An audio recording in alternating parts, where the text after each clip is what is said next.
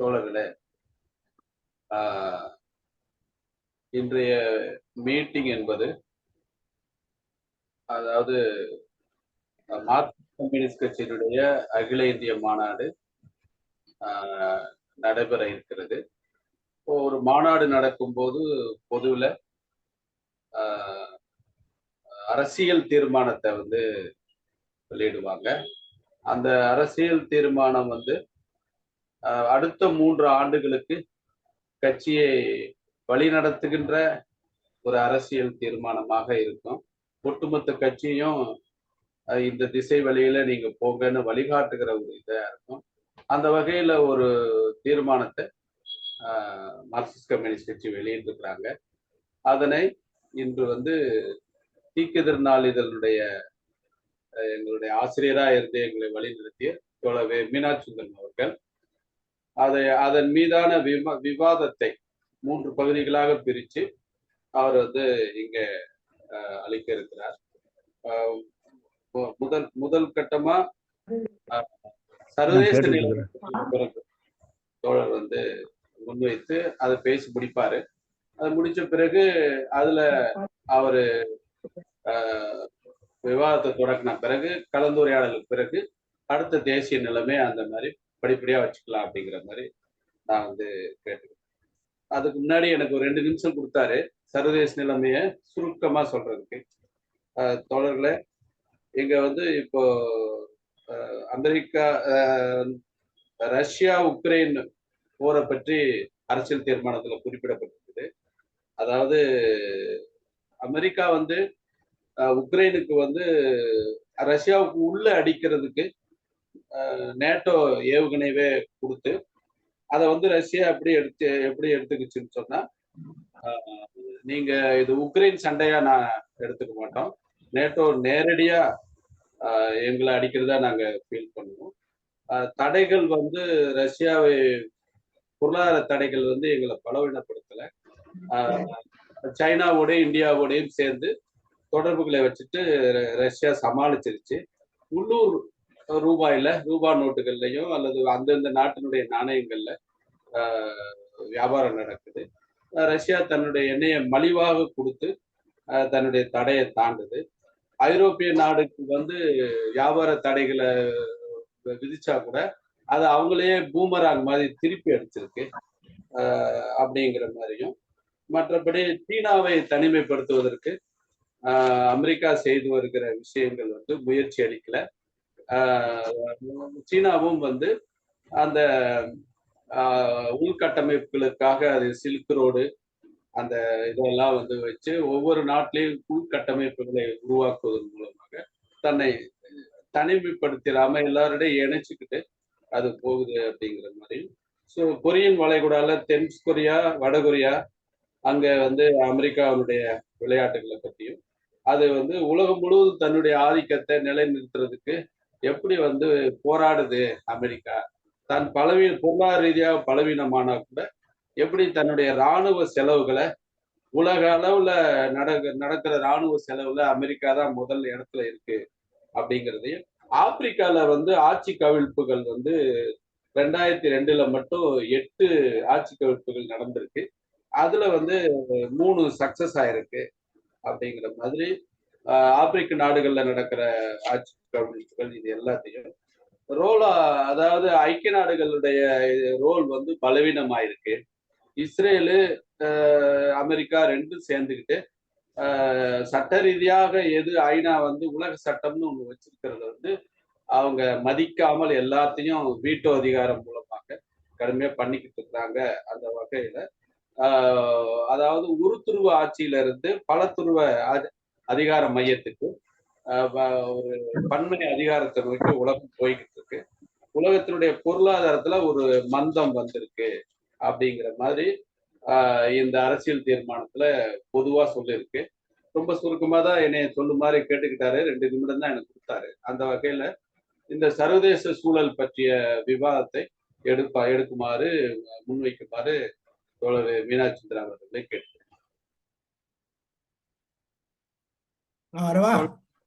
அவ்வளவுதான். நான் பேசுறது கேக்குதா? கேக்குது தோழர். தோழர்களே அனைவருக்கும் வணக்கம். எங்க கட்சியினுடைய மாநாடு மதுரையில கூட இருக்கிறது.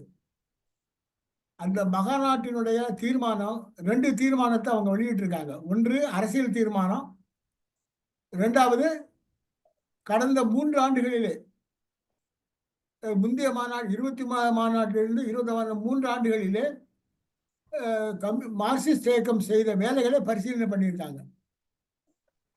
இந்த அறிக்கை 3 பகுதியா இருக்குது. ஒன்று இன்ட்ரோடக்ஷன், அந்நிய உலக சூழல், இந்தியாவுடைய சூழல், 3வது டாஸ்க் என்று 3 பகுதியாக பிரிச்சிருக்காங்க. இதை படிக்கிற சாதாரணமான மக்களுக்கு இது சொல்லியிருக்கிற பல விஷயங்கள் அன்றாடம் உள்ள அரசியல் நிகழ்வுகள் தான் தூத்திருக்காங்களே தவிர இதுக்கு பின்னால் உள்ள அரசியலை அதில் அவங்க சொல்லலை. இப்ப ட்ரம்ப் அவருடைய அரசியல் பார்வை என்ன, மோடியுடைய அரசியல் பார்வை என்ன, மார்க்சிஸ்டுகள் எப்படி இது பண்றாங்க என்பதை பற்றியெல்லாம் அதுல ஒண்ணும் இல்லை. ஏன் இல்லைன்னு சொன்னா இது ஒரு நகல் அறிக்கை தான். இந்த நகல் அறிக்கையில அவங்க என்ன பண்ணுவாங்கன்னா ஒவ்வொரு ஸ்டேட்மெண்ட் விட்டுட்டு வந்துருவாங்க, சொல்லிட்டு வந்துருவாங்க. இப்போ உலக நிலைமையில இப்போ அவங்க என்ன சொல்றாங்க, அமெரிக்காவினுடைய கை ஓங்கி ஒரு மிகப்பெரிய நெருக்கடி உருவாக்கக்கூடிய நிலைமை வந்திருக்குது என்று அவர்கள் சொல்லுகிறார்கள். இந்த நிர்ணயிப்பு சரிதானா என்ற இதுக்கு விவாதம் பண்ணி தான் முடிவுக்கு வர முடியும். ஏன்னா ஒரு பக்கத்துல அமெரிக்கா மிரட்டினாலும் மறுபக்கத்துல சமாளிக்கக்கூடிய சக்தியும் எதிர் சக்தியும் ஈக்குவலா நிக்குது. எனவே இந்த 2ல எது என்று மக்களுடைய கருத்தையும் அறிந்து கொண்ட பிறகுதான், மாநாட்டில் உள்ள விவாதித்த பிறகுதான் இறுதிதான் பொலிட்டிக்கல் ரெசல்யூஷன் வெளியே வரும். அதனால இதுல சொல்ல வேண்டியது என்னன்னா, இப்ப நான் வாசகர்களுக்கும் நான் பொதுமக்களுக்கும் வேண்டுகோள் என்னன்னு கேட்டது மூலம், தயவு செய்து எங்களுடைய தீர்மானத்தை படியுங்க. உங்க கருத்தை நீங்க ஏதேனும் ஒரு வகையில கட்சிக்கு தெரிவிக்கிறதுக்கு முன்வர வேண்டும். ஏன்னா உங்களுடைய கருத்து மிக முக்கியம் என்று கருதுகிற காரணத்தால்தான் நீதிராஜன் அவர் மூலம் இத ஒரு கலந்துரையாடலை உருவாக்கி பேராசிரியர் ரவீந்திரனுடைய கருத்தையும், ஏன்னா அவருக்கு சமீப காலத்தில் உள்ள இந்திய அரசியல்ல அறிமுகமாகியும் கேரள அரசியல் இலங்கை அரசியலையும் கொஞ்சம் அவருக்கு தேர்வு இருக்கிற காரணத்தால அவருடைய கருத்தையும் நம்ம உள்வாங்கினோம் என்றால் கட்சி உறுப்பினர்களுக்கு விவாதிக்கிற எதை எதில் விவாதிக்க வேண்டும் என்பதுக்கு ஒரு வழிகாட்டல் தான் இந்த விவாதம். அல்ல அதுல நாம் முதல்ல குறிப்பிட வேண்டியது என்னன்னு கேட்டா, இன்று உலக நிலைமையை இந்த அறிக்கையில் குறிப்பிட்டது போல் பார்ப்பதற்கு பதிலாக தோழர் லெனின் அவரு ஏகாதிபத்தியத்துடைய கடைசி கட்டத்துல உலக நிலைமை எப்படி ஆய்வு செய்கிறார் என்பதை பார்க்கணும்னு நான் சொல்றேன். அது அவர் என்ன சொல்றாருன்னா, ஏகாதிபத்தியுடைய கடைசி கட்டத்துல ஏகாதிபத்தியோட ஆதிக்க மண்டலங்கள் உருவாக்குவார்கள்.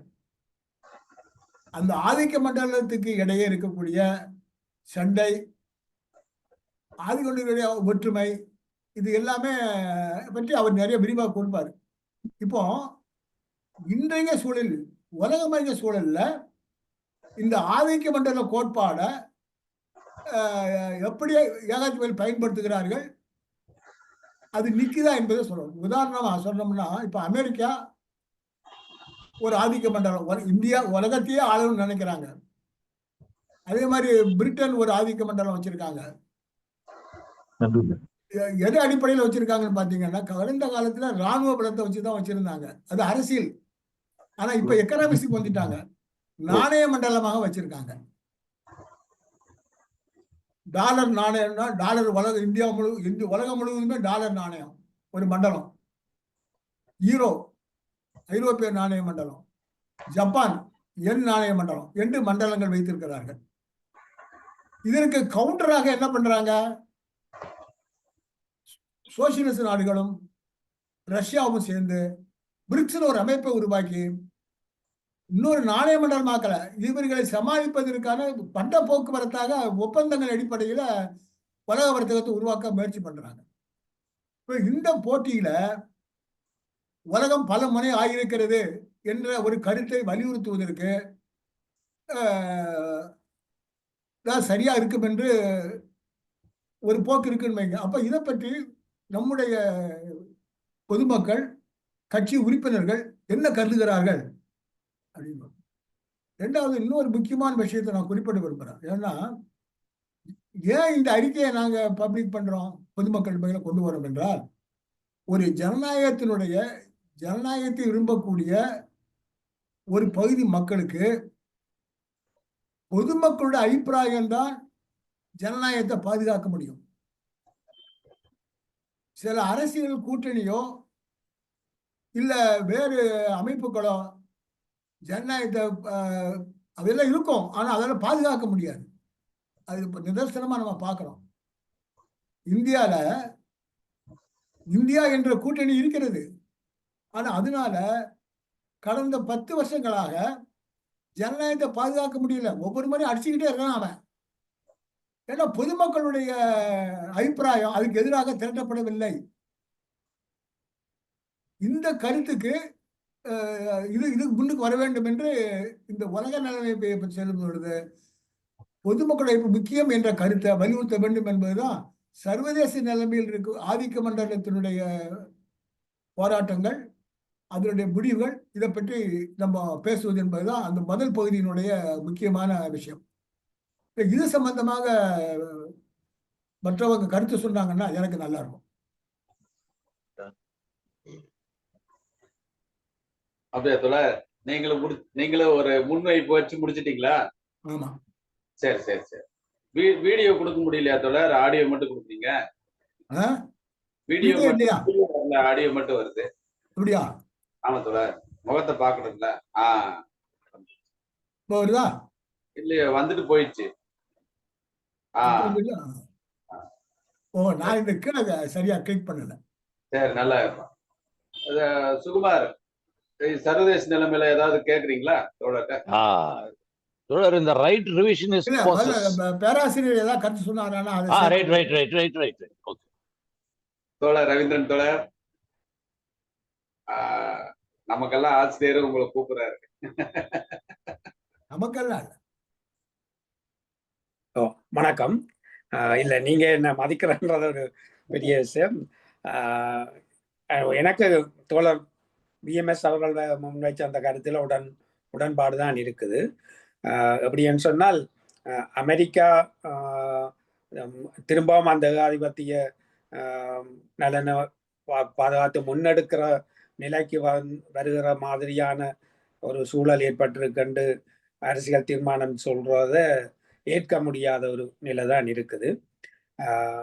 அடிப்படையில் இப்ப உக்ரைன் யுத்தமோ இஸ்ரேல் ஆக்கிரமிப்போ ஏன் நடத்தப்படுகிறது என்றால், உண்மையில அமெரிக்காவின் தலைமையிலான ஏகாதிபத்திய அணி வீழ்ந்து கொண்டிருக்குது என்றதனுடைய ஒரு வெளிப்பாடு. ஒரு 5-6 வருடங்களுக்கு முன்னரே பொருளாதார ரீதியாக அவர்களுடைய வீழ்ச்சி இடம்பெற்று கொண்டு வந்தது. அதிலிருந்து மீளுறதுக்கான அது பொருளாதார அவர்களுடைய வீழ்ச்சியினுடைய இன்னொரு பக்கம் சீனா, ரஷ்யா முன்னேறி கொண்டிருக்கிறது என்பது. அப்ப இந்த 2 நாடுகளுக்கும் எதிரான ஒரு தந்திர உபாயமாகத்தான் அவர்கள் ருஷ்யாவை உக்ரைன் யுத்தத்துக்குள்ள இழுத்ததும் இஸ்ரேல் பலஸ்தீன யுத்தத்தை தொடக்கியதும். அது அரசியல் ரீதியாக அவர்கள் கையாண்ட ஒரு இராணுவ நடவடிக்கை. ஆனால் உண்மையில என்ன நடக்குது என்றால், அந்த அரசியலும் தோல்வி அடைந்து கொண்டிருக்கிறார்கள் என்பதுதான். இன்றைக்கு இஸ்ரேலுக்கு எதிரான உணர்வுன்றது இதுவரை இருந்ததை விடவும் அந்த ஏகாதிபத்திய அணிகளுக்குள்ளேயே இஸ்ரேல் தவறு பண்ணுது, குழந்தைகளை கொலை செய்வது உட்பட ஒரு மோசமான ஆக்கிரமிப்பாக இதை நடாத்தி இருக்கின்ற கருத்து வளர்ந்து கொண்டு வருகிறது. அப்ப இந்த அதாவது பொருளாதார ரீதியான வீழ்ச்சியை தடுப்பதற்காக அவர்கள் முன்னெடுத்த அரசியல் நடவடிக்கை என்பது அவர்களுக்கு எதிராகவே மாறி இருக்குது. இப்ப நேற்று கூட உக்ரைன் ஜனாதிபதி ஒரு விஷயத்தை சொன்னார், விரைவில் உக்ரைன் ருஷ்யாவாக மாறும். அதனால் அவர் தோற்று கொண்டிருக்கிறத வெளிப்படுத்துகிற ஒரு கூற்று தான் அது. இப்ப ருஷ்யா உக்ரைனை விழுங்கணும்ன்றதுக்காக இதை தொடங்க இல்லை. நேட்டோவினுடைய அங்கத்துவத்தை உக்ரைன் கோர போய் அதை வழங்க முற்படுவது போன்ற ஒரு தோற்றம் ஏற்படுற நிலையில தான் நேட்டோ உக்ரைனுக்குள்ளே வேற இடமளிக்க முடியாதுன்றதுக்காக ரஷ்யா அந்த யுத்தத்தை செய்ய வேண்டி நிர்பந்திக்கப்பட்டது. ஆனால் இன்றைக்கு நேட்டோவில் உக்ரைனை சேர்க்க போறது இல்லை என்று நேட்டோ உறுதிபட கூற வேண்டிய நிலை அவர்களுக்கு ஏற்பட்டது. நேற்று அவருடைய அறிவித்தலின்படி தாங்கள் தோற்று கொண்டிருக்கிறோம் என்றதை வெளிப்படையாக சொல்லி இருக்கிறார். அப்ப இந்த ரெண்டு நிலைமைகளும் இஸ்ரேலுக்கு எதிரான ஏகாதிபத்திய நாடுகளுக்குள்ளேயே வளர்ற கருத்துகளும் உக்ரைன் தானே தன்னுடைய தோல்வியை ஒப்புக்கொள்வதும் என்ற நிலைமை அரசியல் ரீதியாகவும் அவர்கள் வீழ்ந்து கொண்டிருக்கிறார்கள் என்றதை காட்டுற விஷயம். இன்றைக்கும் அவர்களுக்கான பலமாக இருக்கிறது கார்ப்பரேட் ஊடகத்துறை, மீடியாக்கள் இன்றைக்கும் அவர்களுடைய கைகளில் தான் இருக்குது. அது மூலதனம் சார்ந்து உலகம் முழுவதிலையும் பிரசாரத்துக்கு ஊடகத்துறையை அவர்கள் போதுமான அளவுக்கு கையாளுகிறார்கள். அதுதான் அவர்களுக்கு இருக்கிற இப்ப ஒரே ஒரு பலமான விஷயம். ஆனால் அது கூட இப்ப அடிவாங்க தொடங்கி இருக்கு. அது கூட இன்றைக்கு பலவீனமான இடத்துக்கு வந்திருக்கு. இப்ப இன்றைக்கு எங்களுடைய சிறுபோரி பத்திரிகைக்கு மயூரன் என்ற ஒரு நண்பர் எழுதியிருந்த கட்டுரையை இப்ப நான் ப்ரூஃப் பார்த்து கொண்டிருந்தேன். அதுல மேற்குலகின் ஏஐ மேலாதிக்கத்தின் மேல் சீனாவின் டீப் சீக் எறிந்திருக்கும் கலகக்கல் என்று தலைப்பு போட்டு அவர் அதை செய்திருக்கிறார். அப்ப இதுல அந்த டிக்டாக் தடை செய்ய முடியாமல் போன விஷயமும் இந்த டீப் சீக் ஆர்ஐ என்கிற அந்த தொழில்நுட்பத்தில் சீனா அமெரிக்காவை மேவி எப்படி முன்னேறி இருக்குது. அமெரிக்கா இந்த ஏஐயினுடைய பல அம்சங்களை மூடிய ஒன்றாக அதுக்குள்ள பயனாளர் நுழைய முடியாத வகையில இருக்கிற போது சீனா இந்த டீப் சீக் என்பதனூடால எவரும் உள் நுழையவும் அதனுடைய அது எவ்வாறு இயங்குகிறது என்பதை அறியவும் அதற்கேற்ப தன்னுடைய எதிர்வினையை செயற்படுத்தவும் கூடிய வகையில அதை அறிமுகப்படுத்தி இருக்கு.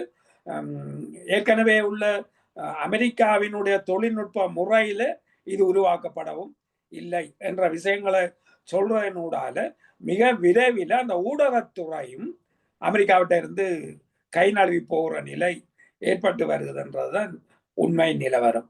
அப்ப அந்த வகையில இன்னும் ஒரு 2-3 வருஷங்களுக்குள்ளேயே ஏன்னா இப்போ ஒரு 6-7 வருஷங்களுக்கு மேல இந்த 2018 இருந்தே ஏற்பட்ட பொருளாதார பின்னடைவு, ஏகாதிபத்திய அணியினுடைய பொருளாதார பின்னடைவு என்றதை வச்சு பார்க்கக்குள்ள ஒரு 7 வருஷங்களுக்கு மேல இப்ப ஒரு நிலைமாறு கட்டம் ஏற்பட்டு கொண்டு இருக்குது. அது இன்னும் ஒரு 3-4 வருஷங்களுக்குள்ள இன்னொரு உறுதியான நிலையான உலகத்துக்கு வழிவாக்குறதாக இருக்கும். உதாரணத்துக்கு சொல்றோம்னா 80ஆம் ஆண்டுகள் மாதிரி இப்ப நடந்து கொண்டிருக்கிறது. 80ஆம் ஆண்டுகள் மாதிரி 70ஆம் ஆண்டுகள் வரைக்கும் முன்னாள் காலனித்துவ நாடுகள், நவ கொலனித்துவத்துக்குள்ள இருந்த நாடுகள் சுய பொருளாதார கொள்கையின் ஊடாக அணிசேரா கொள்கையையும் வைத்து ஒரு சொந்த பலத்தோடு நாங்கள் முன்னேறுவதற்குரியனவாக இருந்தன. அதை தகர்க்கும் வகையில் உலகமயமாதல் 80ஆம் ஆண்டுகளில் ஊடுருவுகிற போது அமெரிக்க மேலாதிக்கம் மீண்டும் அதிகாரத்தை நிலைநாட்டியதாக மாறிக்கொண்டிருந்த ஒரு காலம் 80ஆம் ஆண்டுகள். 90ஆம் ஆண்டுகள்ல இருந்து அந்த ஒற்றை மைய அமெரிக்க மேலாதிக்கம் உலகை ஆட்டி படைப்பதாக இருந்தது. இருந்தாலும் 30 வருஷங்கள் நீடித்த அந்த விஷயம் இப்போது 6-7 வருஷமாக தளம்ப தொடங்கி இருக்கிறது. இந்த நிலைமாறு கட்டம் இன்னும் ஒரு 3 வருஷங்களுக்குள்ள முடிவுக்கு வந்து உலகம் தொடர் விஎம்எஸ் அவர்கள் குறிப்பிட்டது போல அந்த பன்மைத்தன்மைக்குரியதாக ஒரு மையம் என்றது இல்லாமல் அந்தந்த பிராந்தியங்கள் தாங்களே முன்னேறக்கூடிய ஒவ்வொரு நாடும் தன்னுடைய சுய சார்பு பொருளாதாரத்தை முன்னெடுக்கக்கூடிய சீனா, ருசியா போன்ற நாடுகளினுடைய வளர்ச்சி, இந்த நாடுகள் சமத்துவத்தோடு வணிக ஊடாட்டங்களை செய்யக்கூடிய வாய்ப்புகளை வளர்க்கும். சீனா சொல்வது போல வின் வின் தியரி, 2 தரப்புமே நன்மை அடைகிற, லாபம் அடைகிற, வெற்றி பெறுகிற ஒரு ஊடாட்டம் நாடுகளுக்கு இடையில ஏற்படும். அதை நோக்கிய மாற்றம் இப்போது நடந்து கொண்டிருக்கிறது. ஒரு 3 வருடங்களுக்கு பிறகு அமெரிக்காவினுடைய அந்த கெடுபிடி மேலாதிக்கம் தகர்க்கப்பட்டு முழு அளவில் தகர்க்கப்படாவிட்டாலும் கூட அது பின்னடைந்து உலக நாடுகள் ஆளுமையோடு தங்களை வெளிப்படுத்தக்கூடியதாக வந்து கொண்டிருக்கிறது என்பதுதான் என்னுடைய கருத்து. நன்றி, வணக்கம்.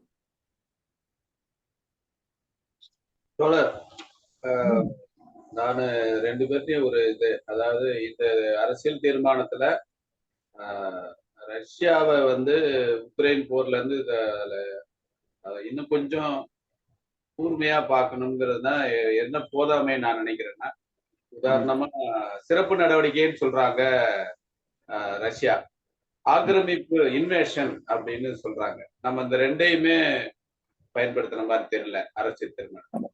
என்னதான் அது ஒரு முன்னாடி ஒரு மாநிலமா இருந்தாலும் அது ஒரு இறையாண்மை நாடா இருக்கும் போது அதுல ஆக்கிரமிப்பு தன்மையும் கலந்து இருக்கு. தன்னுடைய ஆக்கிரமிப்புன்றதுல தவறு இருக்கு. ஏன்னா ஆக்கிரமிக்க முனைந்தது நேட்டோ உக்ரைன் ஊடாக, அதை முறியடிக்கிற யுத்தத்தை தான் ரஷ்யா செய்யும். இந்த 2 அம்சங்களும் அதுல கலந்து இருக்கிறத நாம எப்படி நம்ம உணர்த்த வைக்கிறோம்? நான் உதாரணமா நான் என்ன சொல்றேன்னா, இப்போ நேட்டோல 4 முறை சேர முயற்சி பண்ணுது ரஷ்யா. ரஷ்யாங்கிறது பழைய சோவியத் யூனியன் இல்ல. நேட்டோல சேர முடியலங்கிற நிலைமையில தான், வேற வழி இல்லாம தான் இப்போ அமெரிக்க எதிர்ப்புக்கு ஒரு பெரிய தள்ளாட்டத்துக்கு பிறகுதான் இப்போ ஒரு ஏகாதிபத்திய எதிர்ப்புல ரஷ்யா உறுதியா இருக்கு. சரி, கேள்வி ஏன் சேர்க்கை? நீங்க கேட்ட நாட்டை சேர்த்திருக்கலாம் இல்லோ, ஏன் சேர்க்கை இல்ல? ஏன் உக்ரைனை சேர்க்கிறதுக்கு முற்பட்டார்கள்? ஆமா, சரி, இது என் சந்தேகம். தோழர் VMS விளக்குறேன் கை தூக்கிட்டார். நீதிராஜன், இதுல என்ன தெரியுமா, ரஷ்யா வந்து நாட்டோனுடைய ஆதிக்கத்தை அங்க வந்து யுக்ரைன்ல நாட்டோனுடைய படை தளத்தை வைக்கிறதுக்கு தான் முயற்சி பண்ற பொழுது அவங்க இதை எதிர்க்கிறாங்க. இப்பவும் நாட்டோ படம் வராதுன்னு சொல்லிட்டாங்க, நாங்க வரவே இல்லை, வரப்போறது இல்லை. ரஷ்யாவை ப்ரொவோக் பண்ணிச்சு அமெரிக்கா. நான் ஒரு அமெரிக்க புஸ்தகமே சொல்றேன், ஒரு அமெரிக்க ஆதர் ப்ரொவோக்டு அப்படின்னு தலைப்பு.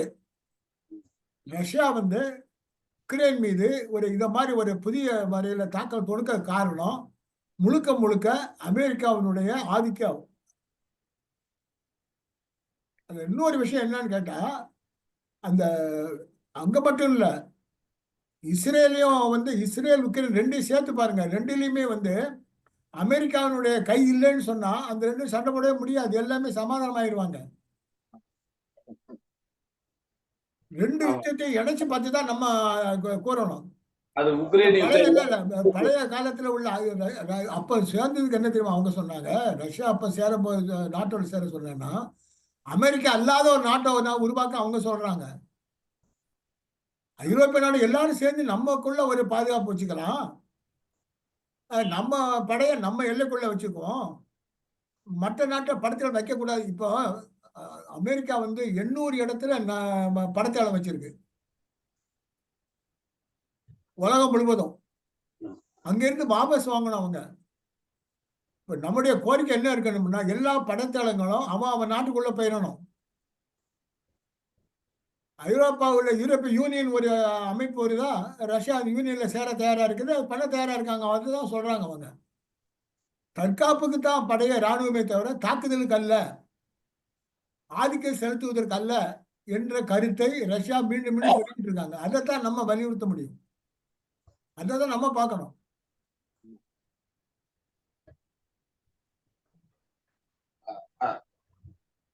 நானே கேட்டக்கூடாது, வேற யாருன்னா கேள்வி இருந்தா கேட்கலாம். இது இப்போ என்ன பாயிண்ட்னாக்க, என்னதான் பண்ணாலும் இந்த நவதாராளமய கொள்கையில அமெரிக்கால என்னதான் வேகமா எடுத்துன்னு போனாலும் பொருளாதார அடிப்படையில அமெரிக்கா வந்து பாதிக்கப்பட்டிருக்கு. அமெரிக்கா நினைச்சா மாதிரி சீனாவை கட்டுப்படுத்த முடியல, பொருளாதாரத்துல மேல போயிட்டே இருக்கான். அது பர்சன்டேஜ் வேணா இப்படி அப்படி குறையலாம், ஆனா அமெரிக்கா எதிர்பார்த்தது இந்த பிரிக்ஸ் மிச்ச கூட்டமைப்பு எல்லாம் உடையும்னு எதிர்பார்த்தது, ஆனா அது உடையல. மாறாக இவனுடைய டாலரோட டாமினேஷனுக்கு எதிர்க்க அங்கங்க இப்போ ஏற்கனவே மீனாட்சி சொன்ன மாதிரியும் இவரு சொன்ன மாதிரியும் பேராசிரியர் சொன்ன மாதிரியும் இது வந்து அந்த ஃப்ரீ ட்ரேட் அப்படின்னு கூடிய இது போயிட்டு இன்னைக்கும் நான் கனடா மேல வரி விதிப்பேன், சீனா மேல வரி விதிப்பேன், மெக்சிகோ மேல வரி பண்ண அப்போ எங்க அது ஃப்ரீ ட்ரேட்? அது ஃப்ரீ ட்ரேடுக்கு அர்த்தம் இல்லாம போகுது. அந்த கான்செப்டே அடி வாங்கிடுச்சு. அப்போ அப்போ என்ன ஆகும்னாக்க அது கொள்றது அமெரிக்கா தான். கொள்றது. ஆமா. அப்போ இதுல வந்து இன்னைக்கு முதலாளித்துவத்துல என்னன்னாக்க ஒரு நாடு 100 நாடை சார்ந்துதான் இருக்கு. வெட்டி முறிச்சின்னு போனாக்க முறிச்சின்னு போறவங்களுக்கு தான் நஷ்டம். அதுதான் இங்க முக்கியமா நம்ம பார்க்கணும். ஏன் அது அமெரிக்கா திருப்பி திருப்பி வந்து டாமினேஷனுக்கு தன்னுடைய ஆதிக்கத்துக்கு ஏன் தக்க வைக்க முடியலன்னாக்க இந்த பொருளாதார நிலைமையினால்தான் அதால தக்க வைக்க முடியல. அதனால என்ன பண்றான் பாருங்க, WHO இருந்து வெளில போறான், இதுல இருந்து வெளில போறான், அது என்ன காலநிலை அந்த இதுல இருந்து வெளில போறான். இந்த மாதிரி திருட்டு வேலையெல்லாம் பண்ணிட்டு இருக்கான் அமெரிக்காக்காரன். பண்ண வேண்டியது ஹெல்த்துக்கு உண்டான பட்ஜெட்லாம் அவன் வந்து விட்ரா பண்ணிட்டே இருக்கான். அப்படி இருக்கும்போது அது உள்நாட்டிலையும் அது வந்து பிரச்சனையை கலப்புது. ஆமா, ஒரு பாயிண்ட் சொல்றாரா விஎம்எஸ் நான் ஒரு விஷயத்தை இடையில குறுக்கிடுறேன். இல்ல தாராளமா பண்ணுங்க தோழர், இடையில குறுக்கிடுறேன். இதை ஒரு விஷயம் சொல்ல விட்டுட்டேன். அது என்ன சொல்றோம்னா, இன்று என்னுடைய அபிப்பிராயம், இன்று ஏகாதிபத்தியம் என்பது, அதாவது அமெரிக்க ஏகாதிபத்தியம் என்பது, குருஷேவ் சொன்னார்ல பேப்பர் டைகர்னு, பேப்பர் டைகர் தான். ஆனா உண்மை அதுக்கு பலம் எங்க இருந்து வருதுன்னா, நல்லா தெரிஞ்சுக்கணும், இந்தியா தான் அதற்கு பலம் கொடுக்கிறது.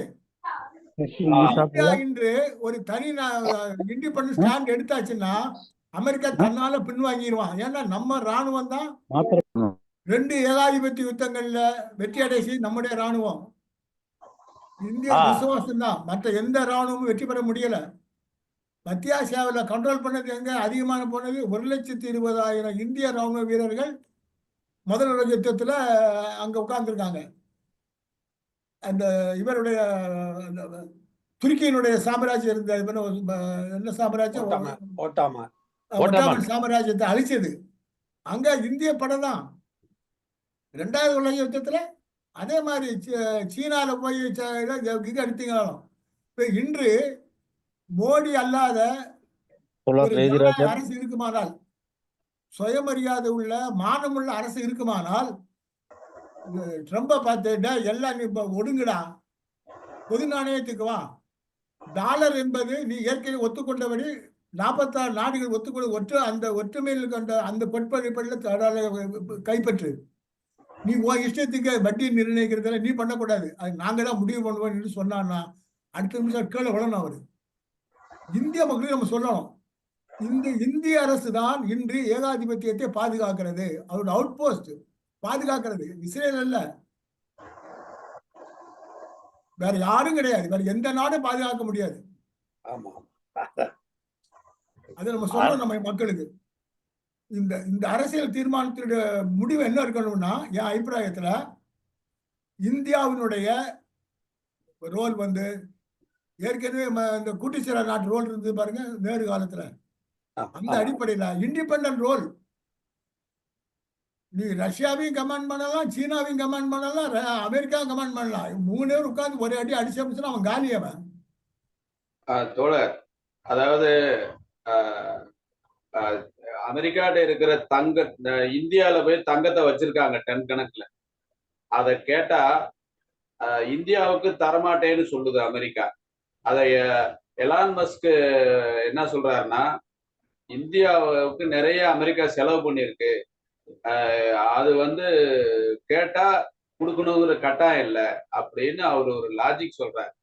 இப்போ ஏன்னா இந்தியா வந்து தன்னுடைய தங்கத்தை வந்து அமெரிக்காட்ட இருந்து எடுத்துட்டா, தங்கம் ஒண்ணு அது இல்ல. நம்ம நீங்க ஒழுங்கா ஸ்டாண்ட் எடுத்தீங்கன்னா தங்கம் தன்னால வரும். நீங்க நம்ம ஒண்ணு அமெரிக்கா நம்பி ஒண்ணு ஏற்றுமதி, அமெரிக்கா என்ன பண்றோம்? ஒண்ணும் கிடையாது. இறக்குமதி கிடையாது அமெரிக்கா நல்லது. நம்ம நாடு ஒண்ணும் அமெரிக்காவினுடைய ஏற்றுமதி நம்பியே இல்லை. அவன் டாலரை நம்பி இருக்கிறோம். நம்ம பெரும் முதலாளிகளுக்கு டாலர் மோகம் இருக்கு பாருங்க, அரசியல்வாதிகளுக்கு அந்த டாலர் மோகம் தான் இந்தியாவை கெடுத்துக்கிட்டு இருக்கு. எல்லாருமே அடானியில இருந்து அம்பானி வரைக்கும் வெளிநாட்டுல தான் மூலதனம் போடுறான். கரெக்ட். இந்த லாப சம்பாத்தியம் பண்ணி டாலரை மாத்தி ஐரோப்பிய சந்தைகள்ல போடுறான். டாட்டா என்ன பண்றான்? அமெரிக்கால கம்பெனி ஆரம்பிச்சான், பிரிட்டன்ல கம்பெனி ஆரம்பிச்சான், ஐரோப்பால கம்பெனி ஆரம்பிச்சான். இங்க இருக்க ஸ்டீல் இண்டஸ்ட்ரியை வளர்க்க மாட்டேங்கிறான். ஸ்டீல் இண்டஸ்ட்ரியில இன்னைக்கு தெரிஞ்சுக்கங்க, சீனால இருந்து அதிகம் இறக்குமதி பண்றோம் இரும்பு. ஆமா. ஆனா அந்த சீனாவுக்கு ஓர் கொடுக்கறது யாரு? இந்தியா. நம்ம வெண்ணெய் அனுப்பி நெய் இறக்குமதி பண்ணிட்டு பார்த்துருக்கோம். இங்க பண்ண முடியாதா? பண்ண முடியும். ஏன்னா எல்லாம் இந்த டாலர் மோகம் தான் இந்திய கார்பரேட்டுகளை இந்திய அரசை ஆட்டி படைக்குது. அவருக்கு அடானியினுடைய குற்றச்சாட்டை விசாரிக்க மாட்டேன்னு சொல்லிட்டாங்களா ட்ரம்ப்? ஆமா, வராதே. மோடி கூட இது கிடையாது. இப்போ மோடி என்ன பண்ணணும்னா அடான்கிட்ட போய் எனக்கு ட்ரம்போட ஒரு இன்டர்வியூக்கு பிக்ஸ் பண்ணி கொடுன்னு கேட்க நிலைமையில வந்திருக்கிறாரு. கேவலம். ஏற்கனவே வேலைக்காரர கூப்பிடலையே ட்ரம்ப். ரைட்டு. சுகுமார் முடிச்சிட்டீங்களா? எஸ். அதுல இன்னும் ஒண்ணு இருக்கு.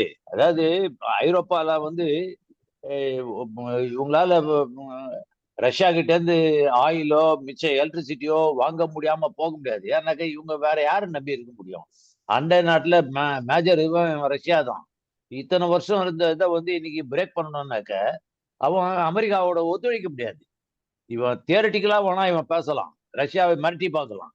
ஆனா பிராக்டிக்கலா அந்த ஐரோப்பிய நாடுகள் இன்க்ளூடிங் பிரிட்டன் ரஷ்யாவை எதிர்த்து நிக்க முடியாது. அவங்க பொருளாதாரம் அழிஞ்சுட்டு இருக்கு. அங்க ரகலை நடந்துட்டு இருக்கு, போராட்டங்கள் நடந்துட்டு இருக்கு. அதனால அது வந்து இந்த யூக்ரைனை அவங்க வந்து கைப்பற்ற முடியாது, இங்க உள்ள ரஷ்யாவுக்குள்ளேயே நுழைய முடியாது. ஏன்னா அது என்ட்ரி பாயிண்ட் யூக்ரைன் ரஷ்யாவுக்கு. அதனால it is a sensitive area. அவ்வளவுதான் தோழர்.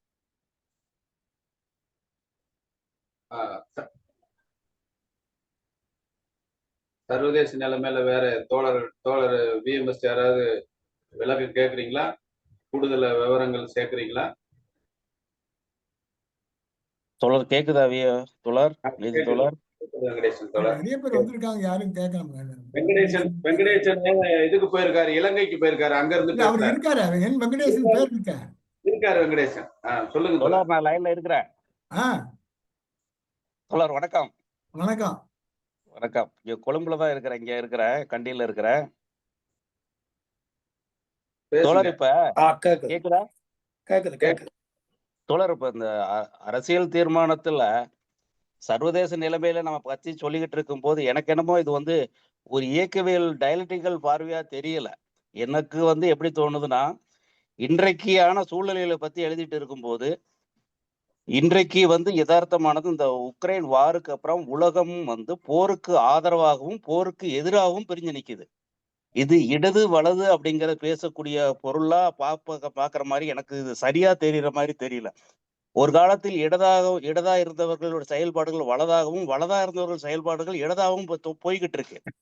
இந்த சூழல்ல இப்போ வந்து குறிப்பா நீங்க அந்த பிரான்ஸ்ல நடந்த எலெக்ஷன்ல அதுல இடதுசாரிகள்னு சொன்னவங்களோட வந்து இன்னைக்கு இருக்கக்கூடிய மேக்ரனோட கூட்டு சேர்ந்தது, வலதுசாரி இவங்க ஃபார் ரைட்னு சொன்னவங்கள அவங்கள தோற்கடிச்சது, அதற்கப்புறமா அமைச்சரவைக்கு பிரதமர் ஆக முடியாத நிலைமைகள் இதெல்லாம் பார்க்கும்போது நம்மளுடைய அந்த சர்வதேச தீர்மானங்கள்ல அப்படியெல்லாம் இது எதுவுமே பிரதிபலிக்கல.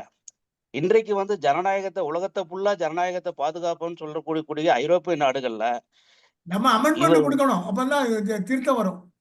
ஆமா, இன்றைக்கு உலகம் ஃபுல்லா ஜனநாயகத்தை பாதுகாப்புன்னு சொல்லிட்டு இருக்க நாடுகள்ல எங்கெல்லாம் அவர்களுக்கு எதிராக வெற்றி பெறாங்களோ அங்க எலெக்ஷனே நடத்த மாட்டேங்கிறாங்க. ருமேனியா வந்து நல்ல உதாரணம். ருமேனியாவில் வந்து அங்க வந்து இடதுசாரி ஒரு ஆதரவாளர் வந்து ஜெயிச்சிருவாருன்னு சொல்லிட்டு எலெக்ஷனையே வந்து நிப்பாட்டி வச்சு கோர்ட்டை வச்சு பேசி வச்சு இப்பவும் அவர்கள் வந்து ருமேனியாவில் நிரந்தரமாக எலெக்ஷன் நடக்காத லெவலுக்கான ஏற்பாடுகள் செஞ்சுக்கிட்டு இருக்காங்க. ஸோ இது எல்லாமே அந்த சர்வதேச நிலைமையில கண்ணோட்டத்துல எதுவுமே பிரதிபலிக்கல அப்படிங்கிற மாதிரி எனக்கு தோணுது தோழர். நீங்க என்ன நினைக்கிறீங்க தோழர்? என்ன கேக்குறீங்களா? இல்ல இல்ல, அது உங்களதான் நம்ம கேட்கிறேன். திருத்தம் கொடுக்கணும். இது நகல் தானே, ஆமா. இது முழுக்க முழுக்க நகல் இருக்கு. இது முழுசாவே இருக்காது. இது வந்து இல்ல இந்த சென்ட்ரல் கம்பெனியில உள்ள சில பார்வைங்கிறதே வந்து தோழர்கள் இது உட்கார்ந்து வந்து தயாரிச்சிருக்காங்க. அவங்க பார்வையில எழுதியிருக்காங்க. அது கட்டாய ம். குறையோட தான் இருக்கும். நம்ம அதை தப்பு சொல்ல வேண்டியதில்லை. நம்ம அமெண்ட்மெண்ட் கொடுத்து அதை மேன்மைப்படுத்தணும்.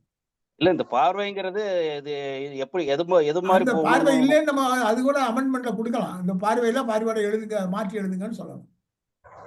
சரி சரி சரி சரி தோழர், சரி தோழர்.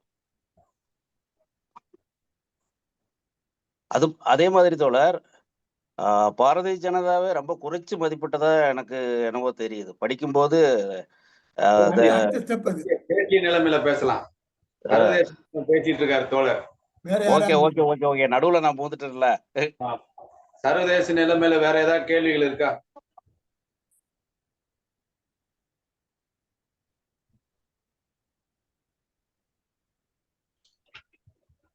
ஆனந்தன் விழுப்புரம் வராரு, ஆமா இருக்காரு. குமார் இருக்காரு. தோழர் வணக்கம். வணக்கம் தோழர். டிஎம்எஸ் தோழர் வணக்கம். அவங்க பேசாம பேச வேண்டியதானே. இல்ல நீதி சொன்னாரு, அதனால இப்ப நான் லிங்க்ல வந்திருக்கேன். நான் கத்துக்கிட்டு இருக்கேன் உங்ககிட்ட இருந்து. நன்றி நன்றி தோழர். தானே. நல்லா இருக்கு தோழர், நல்லா இருக்கு தோழர். தோழர் இஎம்எஸ் விளக்கங்களையும் கேட்டு ரொம்ப நாள் ஆயிடுச்சு. அது கேட்டதுக்காக நான் ஜாயின் பண்ணிருக்கேன். குமார் டி நகர் குமார். ஆமா தோழா, அவ்வளவுதான். நான் கத்துக்க விரும்புறேன், அவ்வளவுதான் விஷயம், ஒன்றும் இல்ல. யாருமே வரமாட்டான். நீங்க பாருங்க உங்க சிஷியர்களா வந்திருக்கிறத. 2 பேரும் சிஷியர்லாம் அதெல்லாம்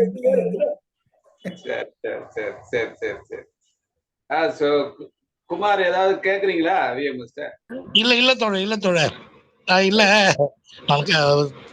அவரு பேசுறது தெரிஞ்சு கேட்கணும், அவ்வளவுதான்.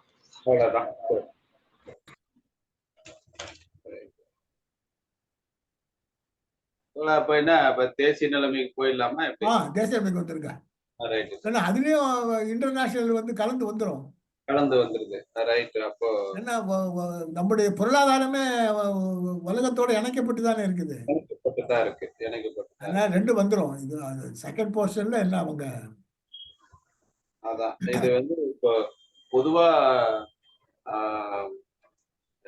தேசிய நிலைமையில வந்து உழைக்கும் வர்க்கம் மீதான தாக்குதல் தான் நல்ல டீட்டெயிலா அனலைஸ் பண்ணிருக்காங்க. உண்மையான சம்பளம் உயரல. கிட்டத்தட்ட அது 79 கோடி பேர் வந்து $1.5 டில்லியன். நல்ல ஒரு விவரங்கள்லாம் தொகுத்து தரப்பட்டிருக்கு. இதுல ஒவ்வொரு ஆளுக்கும் ஒவ்வொரு மாசம் சம்பளம் போன மாதிரி சுருக்கமா சிம்பிளா சொன்னா, ஒவ்வொரு ஆளுக்கும் ஒரு மாசம் சம்பளம் போன அளவுக்கு இந்த ரியல் சம்பளங்கள் இல்லாம போயிருக்கு அப்படின்னு போட்டிருக்காங்க. சரிங்களா? அந்த மாதிரி வேலையில்லா காலம் எப்படி வந்து அதிகரிச்சிருக்குங்கிறத பத்தி நீளமான விவரங்கள் இருக்கு. கட்டாய உழைப்புல எவ்வளவு வந்து ஒரு உபரிய வந்து பயன்படுத்துறாங்க. ஒரு நிமிஷம் அப்படி இருங்க, எனக்கு இந்த ஸ்பீக்கர் மைக்கு போயிடுச்சு. ஒரே ஒரு நிமிஷம் வெயிட் பண்ணுங்க.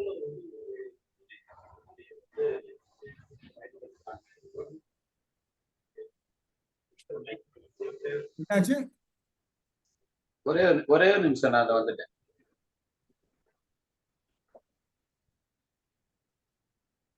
இப்ப கேக்குதுல? அதாவது உலக அளவுல வேலை வாய்ப்புகள் எவ்வளவு போயிருக்கு, அது இந்தியாவை எப்படி பாதிச்சிருக்கு, வேலை தேடுகிற 5 பேர்ல 4 பேருக்கு போதுமான வேலை இல்ல, கட்டாய உழைப்புல எவ்வளவு பேர் இருக்கிறாங்க, அதுல வந்து கிட்டத்தட்ட எவ்வளவு $1 பில்லியன் வந்து லாபங்கள் கிடைக்குது, இது எல்லாமே தீர்மானத்துல சொல்லியிருக்கிறாங்க.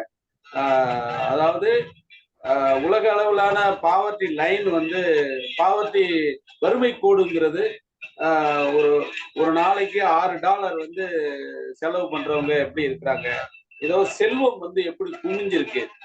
1% மக்கள் 95% மக்களுடைய சொத்துக்கள், 95% சொத்து உலக அளவுல ஒரு சதவீதம் ஆளுங்கிட்ட வந்து சேர்ந்திருக்கு. மோனோலாபி வந்து ஏகபோகங்கள் வந்து எப்படி செழிச்சு இந்த காலகட்டத்துல இருக்கு அப்படிங்கிற மாதிரி வந்து சொல்லியிருக்கிறாங்க.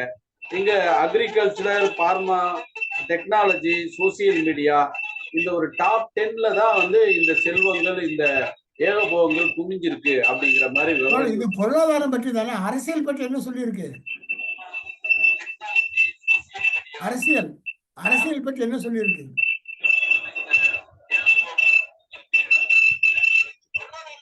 ஏதோ ஒரு டிஸ்டர்பன்ஸ் வருது,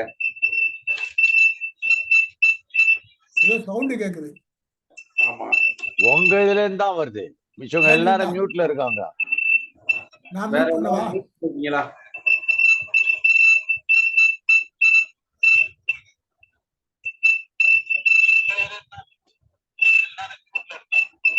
என்னுடைய ஏன் இல்லையா வருது?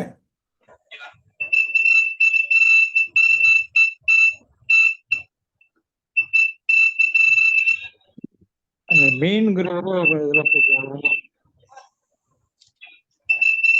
கோபம் வந்துருக்கா?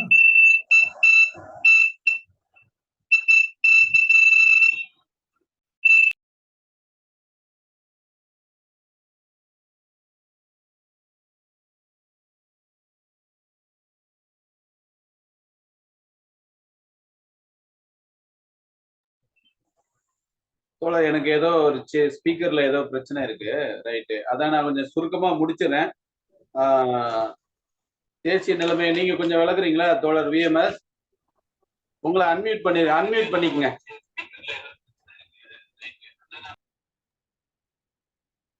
கேக்குதா?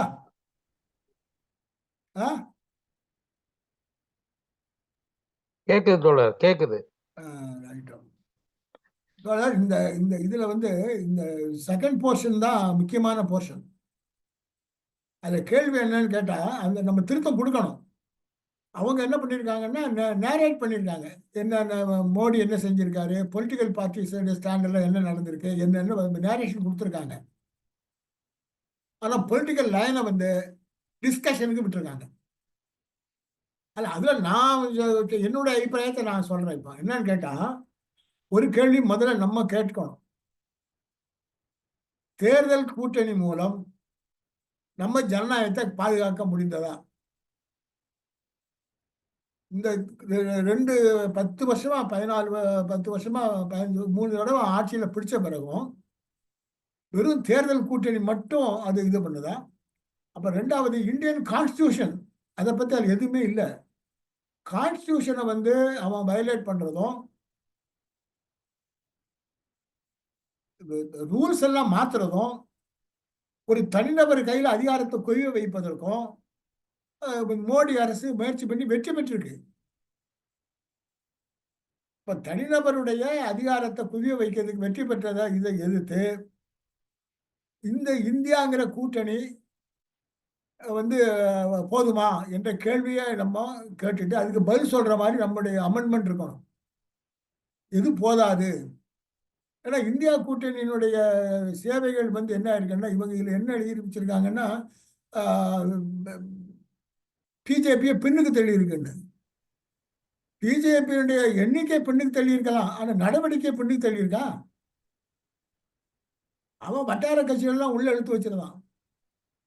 அப்ப 2 விஷயத்துல வருது. ஒண்ணு, உள்நாட்டில் இருக்கக்கூடிய ஏற்கனவே குறிப்பிட்ட இந்திய அரசியல் நிர்ணய சட்டத்துல பாதுகாக்க வேண்டிய பகுதியை பாதுகாப்பதற்கு நம்முடைய நடவடிக்கை போதாது. 2, இந்த உலகமய சூழல்ல தொழிலை வளர்ப்பதற்கோ இல்ல விவசாயத்தை வளர்ப்பதற்கோ போதுமான அக்கறை செலுத்தாம மேக் இன் இந்தியாங்கிற ஒன்றை கொண்டு வந்து எதுவுமே செய்யாம விட்டுட்டாங்க. இப்ப இருக்கக்கூடிய எல்லா மேனுஃபேக்சரிங் நிறுவனமும் யாருன்னு கேட்டா வெளிநாட்டு நிறுவனம் தான். இப்ப ஒரு தகவல் ஒரு பாருங்க, இந்தியாவில் வந்து ரொம்ப பெருமையா இன்னைக்கு பிசினஸ் எழுதி வச்சிருக்காங்க 2 நாளைக்கு முன்னாடி. ஐபோன் இருக்கு பாருங்க, ஹை அண்ட் ஐபோன், 1,00,000 ரூபாய் 1,50,000 ரூபாய் சொல்ற ஐபோன் இருக்க, அது இந்தியாவில் அதிகம் உற்பத்தி பண்ணி சீனாவோட அதிகமாக ஏற்றுமதி பண்ணி எழுதி வச்சிருக்காங்க. நீ ஐபோனை ஏற்றுமதி பண்ணது மூலம் நீ இந்தியாவில் உள்ள எந்த பொருளாதார வளர்ச்சிக்கு அது உதவ போகுது? சாதாரண மக்கள் பயன்படுத்தக்குள்ள போன் இண்டஸ்ட்ரி எல்லாம் மூடிட்டான்.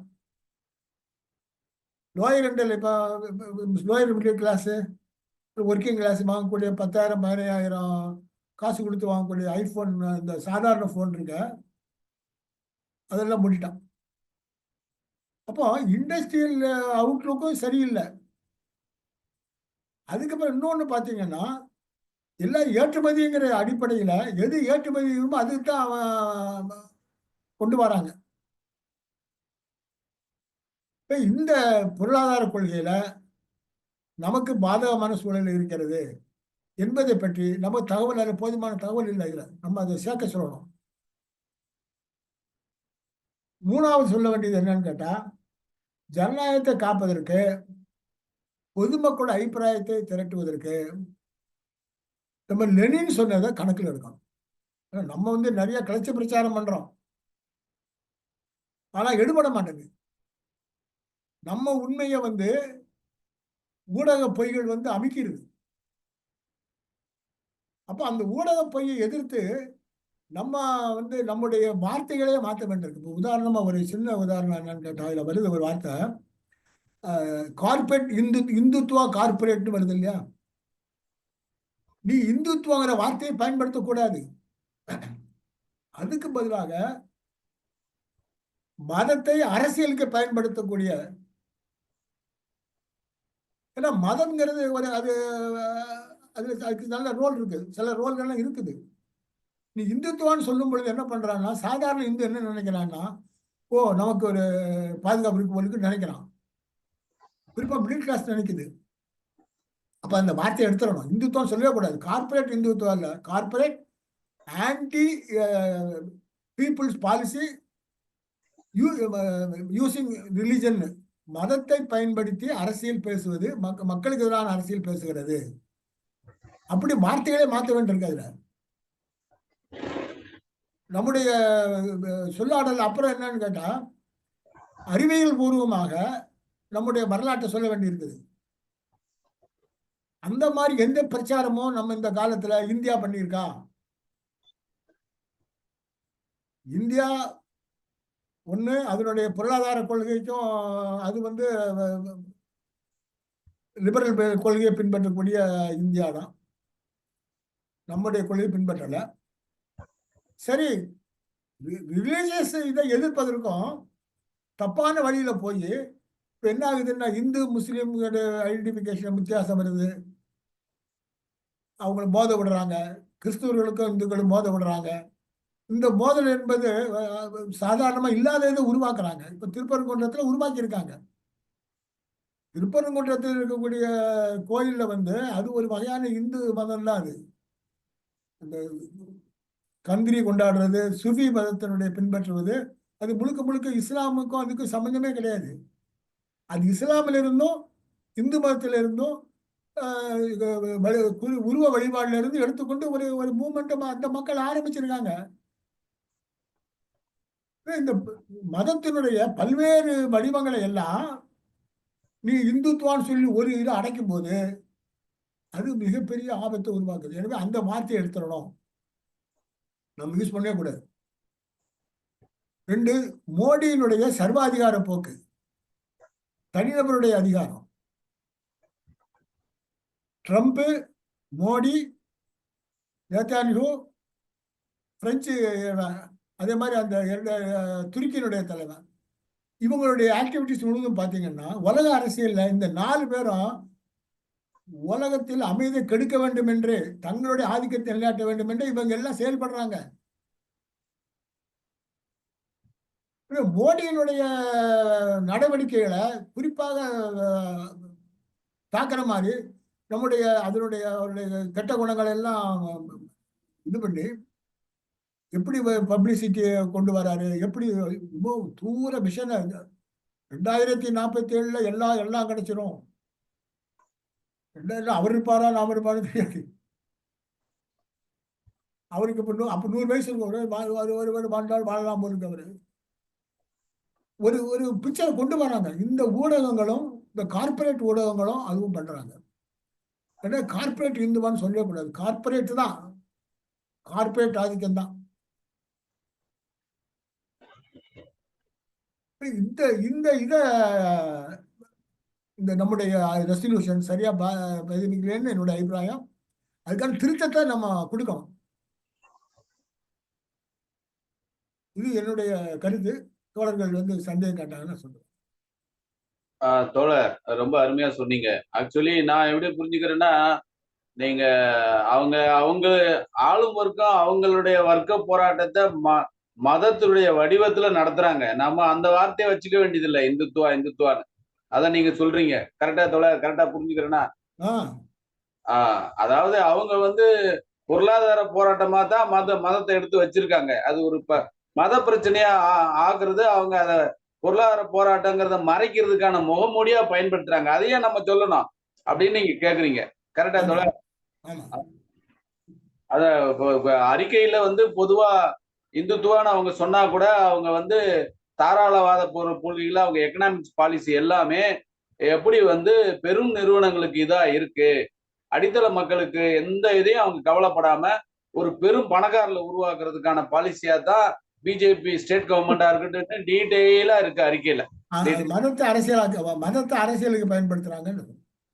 ஆமா, மதத்தை. இப்ப நான் வந்து இப்ப இங்க என்ன கொண்டு வரேன்னா, ராமர் கோயில் பிரச்சனையை மென்ஷன் பண்ணியிருக்காங்க.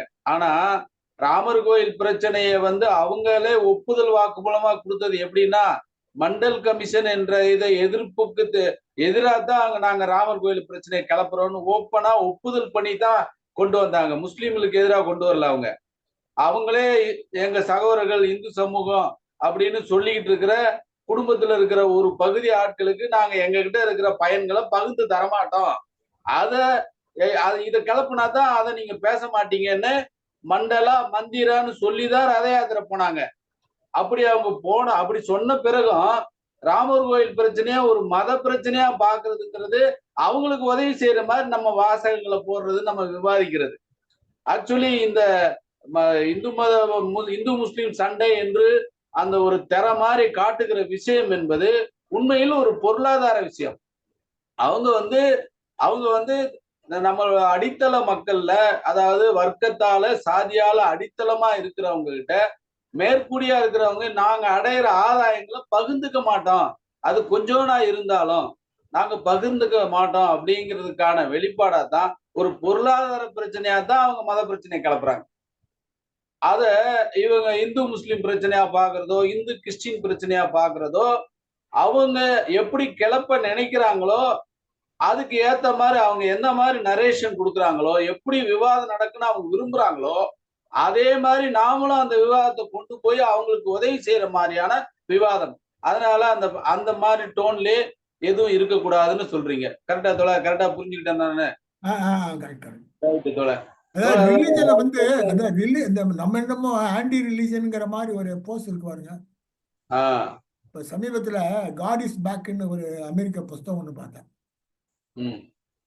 அவர் என்ன பண்ணாரு, சீனாவுக்கு போறாங்க அந்த அமெரிக்கன் ஆதர். அங்க போன உடனே அங்க வந்து மத சம்பந்தமான விவாதங்கள்லாம் அங்க நடக்குது. கம்யூனிஸ்ட் கட்சி அதை அனுமதிக்கிறாங்க. பழைய காலத்துல எல்லாம் புதுசா இருக்குது. அப்போ சீன கம்யூனிஸ்ட் என்ன பண்ணுதுன்னு சொன்னா, இந்த மதம் வேற அரசியல் வேறன்னு பிரிச்சுக்கிறதுக்கு மக்களுக்கு அவங்க கற்றுக் கொடுத்துட்டாங்க. எனவே அங்க வந்து கிறிஸ்டியானிட்டி, கிறிஸ்துவ மதம் வந்து எல்லாம் கிறிஸ்துவ மதத்தை சேருங்கன்னு சொல்லுது, இஸ்லாமிய அது சொல்லுது. அப்புறம் அவங்க லோக்கல் கான்ஃபியூஷியஸ் மதம் ஒன்று இருக்கு இல்லையா அவங்க, அப்புறம் புத்திசம், அது பல வெரைட்டிஸு எல்லாமே அங்கே திரைவாகுது. ஆனால் எதுவுமே வந்து ஒரு அரசியலில் போய் அது தலையிடாத வரைக்கும் அவங்க கேர்ஃபுல்லாக பண்ணிட்டாங்க. இப்போ நம்மளும் என்ன பண்ணணும்னா, இந்த ரிலீஜனை மத கலக்குது இருக்கு பாருங்க, அதை பிரிக்கிறது எப்படின்னு நம்ம கற்றுக்கணும். நம்ம சீனாட்டிலிருந்து கற்றுக்க வேண்டி இருக்குது. அதனால அற்புதமா பண்ணிட்டாங்க அவங்க. அது அது அது அது அவங்களுடைய கட்டுரைலாம் படிச்சோம்னு சொன்னா, அங்கே படிச்சோம்னா ரொம்ப நமக்கு ஆச்சரியமா இருக்கு. அந்த அந்த அந்த புஸ்தகம் அமெரிக்க புஸ்தகம் அது. God is back. அதோட அவன் என்ன சொல்றான்னா, அமெரிக்காலும் காடு வந்து வந்துட்டாரு, இந்தியாவுக்கு கொண்டு வர்றாங்க, இந்தியாவிலும் வந்துட்டாங்க. ஆனா இந்த காடு என்ன பண்றாங்கன்னா முதலாளிக்கு சுரண்டதுக்கு கொடுக்குறாங்க. God becomes a market product. கடவுள் என்பது இப்பொழுது கடைச்சரக்கு. அவன் சொல்றான் பாருங்க,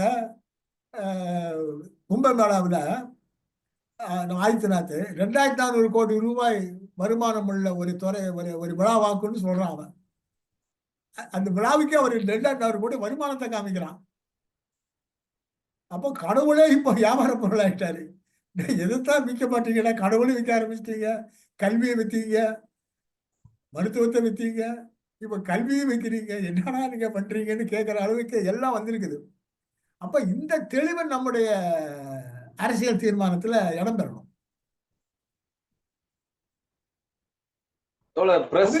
ரவீந்திரனுடைய பார்வை எனக்கு ரொம்ப பிடிக்கும். ஏன்னா அவருதான் இந்த விஷயத்துல இந்த மதத்தோட உறவு இருக்குல்ல. நான் ஆரம்ப காலத்துல அவருக்கு கொஞ்சம் முதல்ல தப்பால் நம்ம எப்போதுமே தப்புன்னு இருந்தாலும் சரிக்கு வருவோம். அவர் தான் கொஞ்சம் அவருடைய எழுத்துக்கள் இருந்தா நான் கொஞ்சம் இந்த ரிலிஜனை எப்படி பார்க்கணும், ஒரு கம்யூனிஸ்ட் எப்படி பார்க்கணும் அப்படிங்கிறதுல அவருடைய இது அது நமக்கு ரொம்ப உதவி செய்யும். அவர்தான் இந்துத்துவாவும் இந்து விடுதலை நெறின்னு ஒரு புத்தகம் எழுதினார் ரவீந்திரன். இந்து விடுதலை நெறிங்கிறது வந்து மனிதனை மையமாக கொண்ட தெரியாது கருத்தாடல். அதாவது அது ஆன்மீக வார்த்தை. பாரதியாரே வந்து சாமி கீமின்னு பேசினா கூட பொருளாதாரம் தான் பேசியிருக்காரு பாரதியார். மத்தவங்க பேச விடுங்க. Right, okay. நீங்க ரொம்ப சரியான பாயிண்ட் ரைஸ் பண்ணீங்க தோழர். நானும் அதை தான் நினைச்சேன். அந்த கார்பரேட் ஹிந்துத்துவான்றது போல BJP is following the helping the corporates to flourish. அது ஒன்று. But to divide the people it is using the religion. இந்த ஒரு இதுதான் பாயிண்ட். அதாவது மக்களை இந்த கார்பரேட்டுக்கு ஹெல்ப் பண்ணிட்டே இருக்கணும். ஆனா இதுக்கு எதிர்ப்பு வந்ததுனாக்க வராம தடுக்கிறதுக்கு அவன் வந்து மதத்தை யூஸ் பண்ணிக்கிறான். இதுல பாயிண்ட் எங்க போனாலும் இவங்க மதத்தை பத்தி பேசுறாங்க. இப்போ இவங்களுக்கு கடவுளை வந்து பாதுகாக்க வேண்டிய நெசசிட்டி என்ன இருக்குது? கடவுளை பாதுகாத்தா தான் அவன் மதத்தை பாதுகாக்க முடியும். அந்த மதத்தை பாதுகாத்தா தான் இவங்க அந்த ஜாதியெல்லாம் பார்க்கணும்.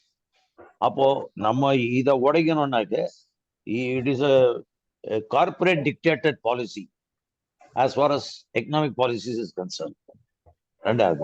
When this policy is pursued, இது வந்து people may revolt. To suppress a revolt, they use a religion to divide it. இந்த ஒரு பொசிஷனை நம்ம கரெக்டா எக்ஸ்போஸ் பண்ணணும். அதுதான் அங்க சேர்க்கணும்ன்றது என்னுடைய பாயிண்ட். இல்லைன்னாக்க மக்களுக்கு வந்து அந்த இந்த இந்துத்துவான்னாக்க அது வந்து அந்த டெர்மினாலஜி வந்து அந்த இந்துத்துவான்ற டெர்மினாலஜி அது அவன் மனசுல என்ன ஆயிருக்குன்னாக்க நம்ம வந்து கார்பரேட் இந்துத்துவான்னாக்க நம்ம இந்துக்களுக்கு அகேன்ஸ்ட்ன்ற மாதிரி ஒரு கண்டிஷன் அவன் ஒரு நினைப்புல போறான். அதனால இவன் இந்துத்துவான்ற ஒரு வார்த்தையை யூஸ் பண்றான். ஆனா அது வந்து மக்களை பிரித்தாளத்துக்கு உண்டான ஒரு சக்தி. எப்போ வந்து நாட்டுல இவ்வளோ இன்னைக்கும் சண்டை நடக்குது. இந்த இன்னைக்கும் முத்துக்குமார் இன்டர்வியூ கொடுத்துருக்காரு இந்த ஆட்டோமொபைல் கம்பெனியில. அவன் தகராறு பண்ணிட்டு இருக்கான். அப்படி இருக்கிற நேரத்துல இப்போ எந்த கடவுள் வந்து காப்பாற்ற போறாரு? இது போராட்டம் தான் நமக்கு ரிஜிஸ்ட்ரேஷன் வழி பண்ணிச்சு. கடவுளா வந்து ரிஜிஸ்ட்ரேஷனுக்கு பண்ணிச்சு. இதை கொண்டு போகணும். இந்த பாயிண்ட்டை நம்ம கொண்டு போனாதான் இதாகும். அப்போ அதை வந்து எதை காட்டுது? மதம் வந்து மக்களுக்கு அது உன்னுடைய பர்சனல் இது. நீ எந்த மதத்தை வேணாலும் ஃபாலோ பண்ணலாம். உனக்கு பீஸ் வேணும்னாக்கா நீ ஃபாலோ பண்ணிக்கோ. ஆனா ரோடு கொண்டு வராது. ஆனா அந்த மதத்தை காமிச்சு பிரிக்கிறது வேலையை நம்ம இது பண்ணக்கூடாது. இதுக்கு மணிப்பூர் சான்று மிச்சம் இதெல்லாம் சான்று. அதுல அந்த இது ஏற்கனவே சொல்லப்பட்டது தான். ஆனா இது எப்படி வந்து இவங்களும் அந்த இந்துத்துவான்னு சொன்னா புரிஞ்சுப்பாங்கன்னு நினைச்சிட்டு கட்சி இப்படி சொல்லுது.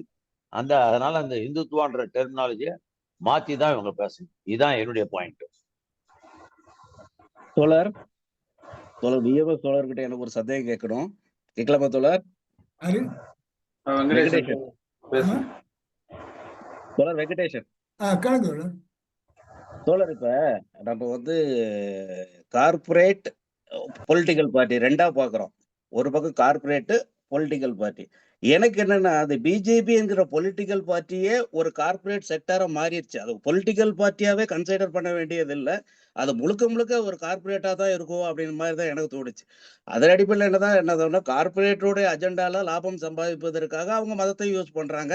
பிஜேபிக்கு நாளைக்கு ஒரு கிறிஸ்டியானிட்டி வச்சு ஒரு லாபம் வருதுன்னா அவன் அதையும் தூக்கி பிடிப்பான். அப்படிதான் தோணுது. ஆக இது முழுக்க முழுக்க ஒரு கார்பரேட்டை தான் நம்ம டார்கெட் பண்ற மாதிரி பண்ணணுமோ அப்படிங்கிற மாதிரி எனக்கு தோணுது தோழர். இது சரியா? இல்ல, கார்பரேட்டுக்காரனுக்கு ஏஜென்ட் தான். Agent political agent of the corporates. நம்ம பெருமுதலாளிகள்னு பிரிச்சோம் இல்லையா? ஆமா. இப்ப பெருமுதலாளி வர்க்கம்னு நம்ம வந்து யாரை சொல்ல முடியும்? எல்லாமே பங்குகள் கொண்ட கம்பெனி ஆகி போச்சு. அந்த பங்குகள் சாதாரண மக்கள் தான் பங்குகள் வச்சிருக்காங்க. இப்ப சாதாரண மக்கள் தான் அந்த இதுக்கு அதுல வந்து என்ன பண்றான், அந்த சிஇஓங்கிறவன் பெரும்பான்மையா இருக்கிறவன் கையில வச்சுக்கிட்டு உருட்டுறான். பொதுமக்களுடைய சேவையை வச்சுக்கிட்டு பொதுமக்களை சுரண்டுறாங்க. இந்த மூலதனம் இப்போ இருக்கக்கூடிய ரோல் இருக்கு இல்லையா? ஆமா. அது வந்து நமக்கு வந்து பெருமுதலாளி வர்க்கம்னு சொல்லக்கூடிய ஒரு வர்க்கத்தையே காணாம ஆகி போச்சு. ஆனா அவன் எந்த வடிவத்துல இருக்கிறான்? சிஇஓ வடிவத்துல இருக்கிறான். கார்பரேட் நிர்வாகியா இருக்கிறான். இப்ப அடானியும் அம்பானியும் வந்து அவன் கம்பெனில ஓட்டு போட்ட எல்லாரும் ஒழுங்கா ஓட்டு போட்டாங்கன்னா அம்பானி அடையாளம் தூக்கிட முடியாதா? அவனுக்கு இருக்கிற ஓட்டு 20% மேல இருக்காது. மற்றதெல்லாம் மற்றவங்க தான், சாதாரண ஆட்கள் தான். எல்லாரும் சேர முடியாது இல்ல, லட்சக்கணக்கான பேர்ல இருக்காங்க. இது உலகம் பூரா இருக்கான்ல. அதனால அவன் ஈஸியா கண்ட்ரோல் பண்ண முடியுது அவனால. 20% ஷேர் ஹோல்டை வச்சுக்கிட்டு அவன் என்ன பண்றான், அந்த சிஓ உலக அந்த கார்பரேட்டை வச்சுக்கிட்டு அவனுடைய கார்பரேட்டுடைய நேம பாதுகாக்கிறதுக்காக டிவிடெண்ட் அள்ளி கொடுத்துக்கிட்டே இருக்கான். டிவிடெண்ட் கொடுக்க என்ன ஆகுதுன்னா, மார்க்கெட்ல வந்து ஷேருடைய வேல்யூ ஏறிக்கிட்டே போகுது. ஷேர் வேல்யூ ஏற ஏற என்ன பண்றாங்கன்னா, அதை வந்து குறுக்கு சால் ஓட்டி திடீர்னு பணக்காரன் யாருன்னு பார்த்தா, மார்க்கெட்ல முதலாளியும் கிடையாது, தொழிலாளியும் கிடையாது, நிர்வாகியும் கிடையாது, இவனும் கிடையாது. எவனோ ஒரு சோம்பேறி 100 ரூபா வச்சிருக்கிற என்ன பண்றான்னா, துட்டு அடிச்சுட்டு போய் அவன் பெரிய பணக்காரன் ஆயிடுவான். ஷேர் ஹோல்டர் வந்து இந்த ஷேர் மார்க்கெட் விளையாட வந்து அன்னைக்கு பணக்காரன் ஆகிறான். அந்த லெனினுடைய பீரியட்ல மாயக்காவிஸ்கி ஒரு நாடகம் எழுதுவாரு. அவர் வந்து லெனின் வந்து புதிய பொருளாதார கொள்கை அமல்படுத்தின உடனே அந்த நாடகத்துல இந்த மாயக்காவிஸ்கி என்ன சொல்வார்னா, இந்த கொள்கை வரும் பொழுது புதிய ரகமான சுரண்டல் வர்க்கம் வந்து ரஷ்யால வந்துடும். அது வந்து ஒண்ணு வந்து மூட்டைப்பூச்சி ரகம், அது ரத்தத்தை குடிச்சுக்கிட்டே இருக்கும், அது எந்த வேலையும் செய்யாது. இன்னொன்னு, அந்த மூட்டைப்பூச்சியை பாதுகாக்கிற படிப்பாளிகள், அறிவாளிகள், இவன் என்ன பண்ணுவானா, அந்த மூட்டையை பாதுகாத்து அந்த மார்க்கெட்டை பாதுகாத்துக்கிட்டே இருப்பானாம். அப்ப அந்த 2 ரகமும் சேர்ந்து பொருளாதாரத்தை சீரழிச்சிருவாங்க. இன்னைக்கு அப்படிதான் நடக்குது. நீங்க மார்க்கெட்டுக்கு போனீங்கன்னா, இன்னைக்கு வந்து எல்லா பத்திரிகைகளும் பார்த்தீங்கன்னா, மார்க்கெட் கேபிட்டல், மார்க்கெட் ஷேர் சரிஞ்சு போச்சு, இதாகி போச்சு, அதிகமா இருக்குமே தவிர, வங்கிகளும் எல்லாமே என்ன பண்ணுதுன்னா, ஒரு புதிய ரகமான சுரண்டலை உருவாக்கி விட்டது. யாரு வேணாலும் பணக்காரங்களாங்கிற ஒரு பிரமையை உருவாக்கி இந்த சுரண்டல் ஒழுங்கா நடக்குது. இதை கொஞ்சம் நம்ம மக்களுக்கு போதிக்கிற முறையில நம்முடைய எழுத்துக்கள் வந்து இன்னும் வரல, இன்னும் தான் வரணும்.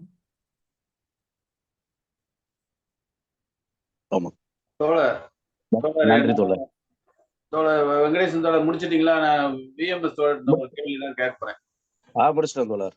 அதான் என்னன்னா தோழர், இப்ப நீங்க சொன்னதை நான் எப்படி புரிஞ்சுக்கிறேன்னா, இந்துத்துவங்கிற பேரே இருக்கக்கூடாது அப்படிங்கிறது என்னன்னா, பேசுற மொழியவே மாத்தணும்னு நீங்க சொல்றதை நான் எப்படி புரிஞ்சுக்கிறேன் கேளுங்க.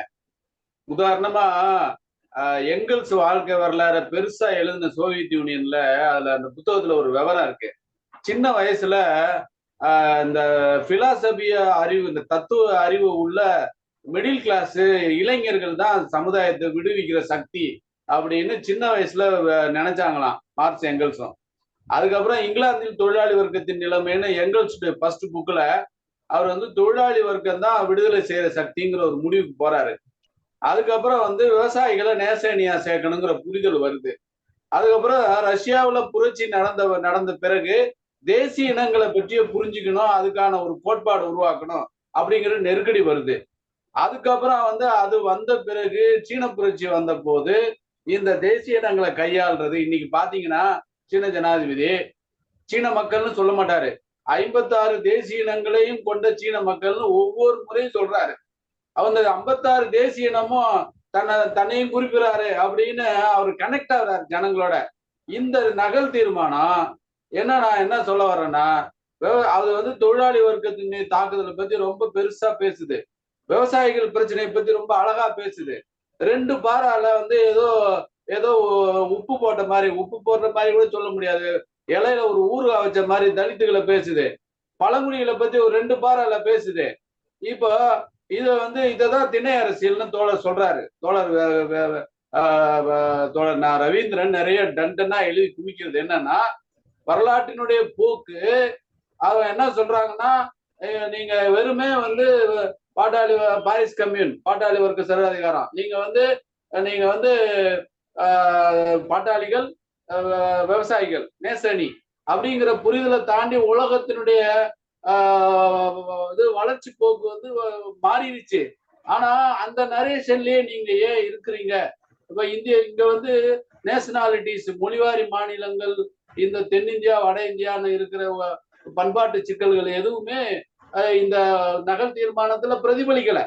இப்ப நீங்க சொல்றது நான் என்ன கணக்குல எடுத்துக்கிறேன்னா, நீங்க இந்துத்துவாவே சொல்லாதேன்னா நீங்க பண்பாடு சம்பந்தமா பேசுறீங்க. சீன கம்யூனிஸ்ட் கட்சியில வந்து ஒரு கம்யூனிஸ்ட் 3 விஷயங்களை பிரதிபலிக்கணும்னு சொல்லியிருக்காங்க. 3 ரெப்ரசன்ட் அது கோட்பாடு. அந்த கோட்பாடு என்னன்னு கேட்டீங்கன்னா, நீங்க வந்து ஒரு உற்பத்தி சக்திகளை பிரதிபலிக்கணும், உற்பத்தி சக்திகளுடைய வளர்ச்சியை பிரதிபலிக்கணும் ஒரு சீன கம்யூனிஸ்ட். 2வது இடத்துல பண்பாடை வச்சிருக்காங்க. சீன பண்பாடு எதை நோக்கி போகுது, எந்த திசை வழியில போகுதுங்கிறத ஒரு சீன கம்யூனிஸ்ட் பிரதிபலிக்கணும்னு சொல்றாங்க. 3வதா சொல்றாங்க, ஆக பெரும்பாலான மக்களின் நலன், உழைக்கும் மக்களுடைய, பாட்டாளி மக்களுடைய நலனை பிரதிபலிக்கணும்னு சொல்லல. அது முதன்மையா இருக்கு. ஆனா அவங்க சொல்லும் போது என்ன சொல்றாங்க, ஆக பெரும்பாலான மக்களின் நலன்னு சொல்றாங்க. அவங்களுடைய சொல்லும் விதம், சீன கம்யூனிஸ்ட் கட்சியுடைய சொல்லும் விதம், நரேஷன், அவங்களுடைய வார்த்தை பயன்பாடு வந்து ரொம்ப ஆழமா ரொம்ப இதுவா இருக்கு. இப்ப இதுல வந்து நாட்டுக்கு பொருத்தமா இருக்கு. இந்த நகல் தீர்மானத்துல நீங்க வந்து ஒரு ஏறக்குறைய 1917க்கு முன்னாடி இருக்கீங்க, ரஷ்ய புரட்சிக்கு முன்னாடி இருக்குது நகல் தீர்மானம். நீ திருத்த கொடுக்கணும். நகல் தீர்மானத்தை நீ விமர்சிக்கிறதுக்கு அதிகாரம் இல்லை, நீ திருத்து. நகல் தீர்மானத்தை உனக்கு விமர்சிக்கிறதுக்கு அதிகாரம் கிடையாது, நீ அதை திருத்து, நீ திருத்த கொடு. அவன் அதுதான் நகல் தானே சொல்றாங்க. அவங்க என்ன இதை நாங்க சொல்றாங்க, ஐயா நாங்க ஒரு துவக்கத்துக்கு இது கொடுக்குறோம், இது சப்பைதான், சப்பையாத்தான் இருக்கணும். உன்னுடைய மூளைய கசக்கி நீ இதுக்கு ஒரு மெருகேற்றுன்னு சொல்றாங்க, நீ அதெல்லாம் மாட்டான் அப்படின்னா அது நாங்க காப்பாற்ற முடியாது. இப்ப இந்த நரேஷன் நமக்கு வந்துருச்சுன்னா நீங்க இந்துத்துவங்கிற வார்த்தையை பயன்படுத்த தேவையில்லை, வேற மாதிரி பயன்படுத்தி அந்த நரேஷன். நீங்க அந்த ஒரு ஹோலிஸ்டிக்கை தான் நீங்க குறிப்பா எங்களை இழுக்கிறீங்க. ஏன்னா இந்துத்துவான்னு சொல்றீங்க, அவன் எதை சொல்லணும்னு விரும்புறத நீ ஏன் சொல்றேன்னு கேக்குறீங்க எங்களை. அப்போ நீங்க இப்ப ஆதிவாசிகள்னு ஒரு ஒரு ஒரு ஒரு ஒரு இடத்துல சொல்றாங்க 2 பாரால. ஆனா 100 இந்தியன்ல 10 இந்தியன் வந்து ஆதிவாசி. அப்ப ஆதிவாசியில 677 இனங்கள் இருக்கு. அதுல ஒரு 75 இனங்கள் வந்து தொல்குடின்னு இருக்கு. அதாவது இந்த விளக்கமெல்லாம் மத்தவங்க இப்ப வந்து திருத்தம் கொடுக்கறதுக்கு இருக்கு. நீங்க ஒரு குற்றப்பழங்குடிகளை பத்தி ஒண்ணுமே இல்ல. நீங்க வந்து மனித மேனுவல் ஸ்கேவஞ்சர், ஒரு ஜெண்டர் இஷ்யூ, ஒரு அடிமை நிலையில இருக்கிறான், அவனை பத்தி ஒரு வரி இல்ல அந்த இதுல. தீர்மானத்துல அதெல்லாம் சேர்க்க சொல்லிட்டாங்க. ஏன் விட்டாங்கன்னா உனக்கு உனக்கு மூளை இருக்கான்னு சோதிக்காங்க. கட்சி உறுப்பினர்களுக்கு மூளை இருக்கா, கட்சி உறுப்பினர் சிந்திக்கானா. நகல் தீர்மானங்கள் எப்போதுமே என்னன்னு கேட்டா கட்சி உறுப்பினருடைய அரசியல் தரத்தை பிரதிபலிக்கும். தரமான அரசியலா இருந்தீங்கன்னா அந்த தீர்மானம் நல்லா வரும். நீங்க வேணும்னே கண்ணு தெரிஞ்சு நீ ஒழுங்குபடுத்திக்கோங்கிறதா அந்த தீர்மானத்தினுடைய இது. நீயும் ஒன்னையும் வைத்துக்கொள், இதையும் வைத்துக் கொள்ளுங்கிற தீர்மானம். நகல் தீர்மானம் அர்த்தம் அதானே. அதையே தப்பா புரிஞ்சுக்கிறீங்க. சரி தோழர், 1.25 மணி நேரம் ஆச்சு. இப்ப எதிர்கால இலக்கு பேசிடுறீங்களா?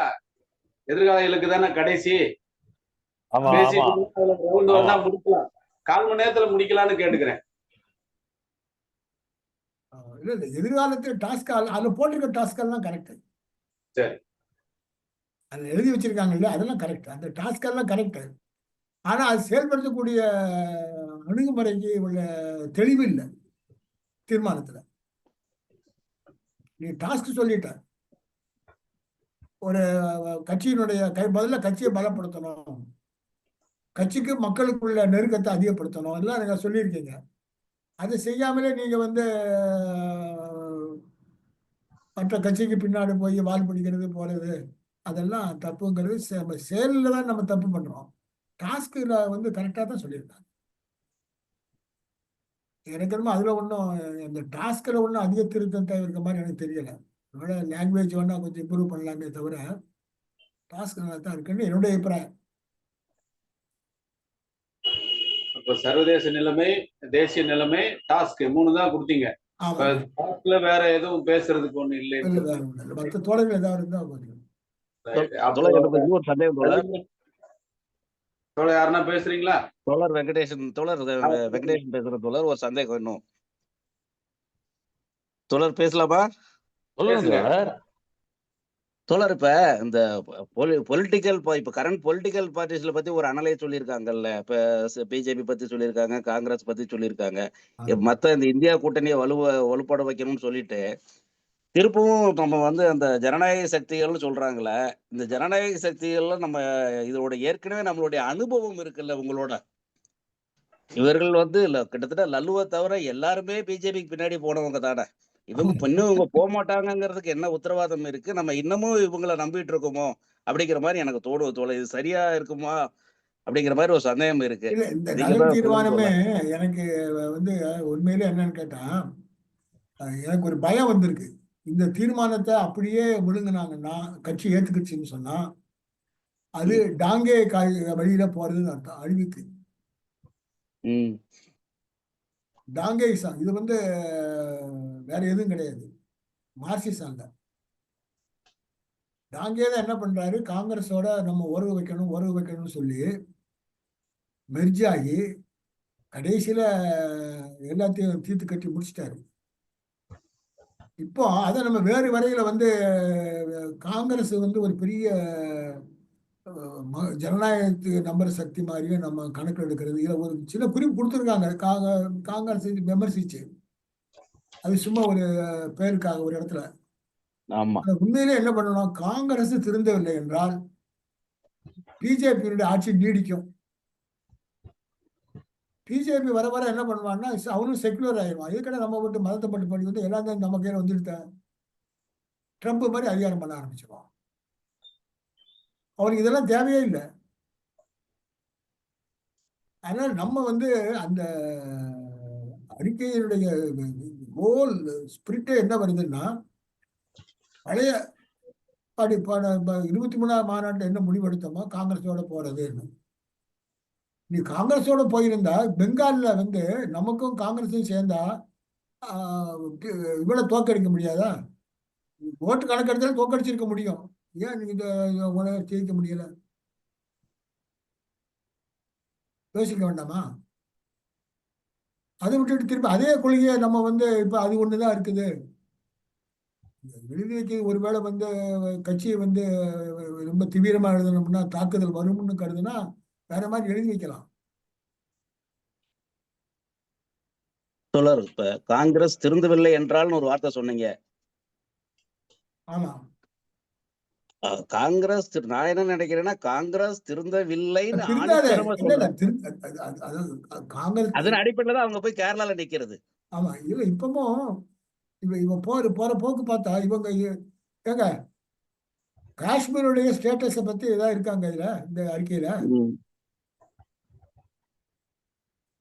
ஸ்டேட்டஸே பறிச்சுட்டான், யூனியன் டெரிட்டரி ஆக்கிட்டான். ஒரு நாட் ஒரு ஒரு ஒரு ஒரு ஒரு ஒரு தேசிய இனத்தினுடைய ஸ்டேட்டஸே குறைக்கிறான். அதை அதை காங்கிரஸ் பேசுதா? இந்தியா கூட்டணி பேசுதா? ஸ்டாலின் பேசுறாரா? அதான் சொல்ல காங்கிரஸ் திருந்தவில்லை.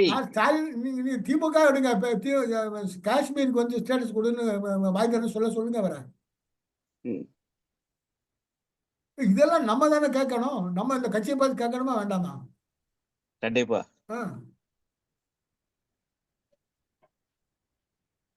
இப்ப உங்கள்ட்ட பேசுனதுக்கு அப்புறமா இன்னும் வேக வேகமா எழுதணும் போலதான் தோணுது தோழர். உண்மையிலுமே நீங்க பல விஷயங்களை எங்களுக்கு வந்து நாசுக்கா சொல்லியிருக்கீங்க. அது கட்சி லைன்ல நின்று எங்களுக்கு சில விஷயங்கள் நாசுக்காக புலப்படுத்திருக்கீங்கன்னு நான் புரிஞ்சுக்கிறேன். அப்படித்தான் புரிஞ்சுக்கிறேன். வேகமா நிறைய விஷயங்கள் எழுத வேண்டியது இருக்கு அப்படின்னு நீங்க உற்சாகப்படுத்தினதா தான் நான் எடுத்துக்கிறேன். Super super. தான் திரும்ப கொண்டு வர்றாங்கன்னு அரசியல் சாசனத்துல இருக்கு, அரசியல் தீர்மானத்துல இருக்கு. சனாதன தர்மத்தை மனுவாதியாக திருப்பி கொண்டு வர்றாங்க அப்படின்னு இருக்கு. ஆமா, அது சொத்து ஆர்குமெண்ட்.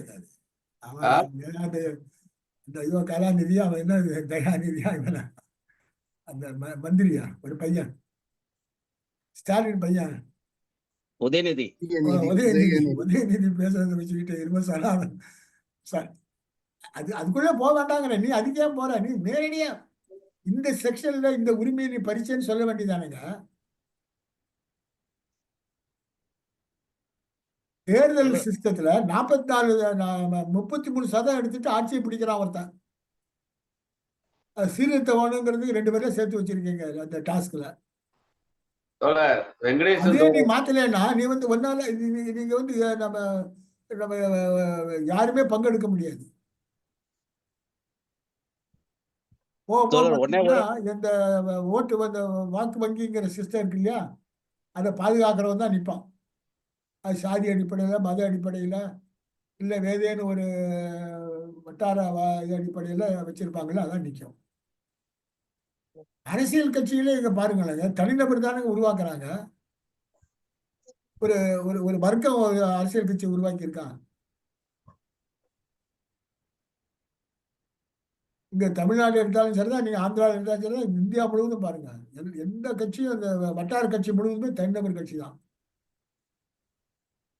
அது சிம்டம் எதை காமிக்குது? இடதுசாரிகள் மக்களை திராவிட ரீதியாக திரட்டுவதில் வெற்றி பெறவில்லை. நீ மக்களை விவசாய தொழிலாளிய, மாணவனை, இளைஞனை, பல சிறு தொழில் அவனை ஆர்கனைஸ் பண்ணி திரட்டி இருந்தா இந்த வட்டார கட்சியில உருவாயிருக்காது.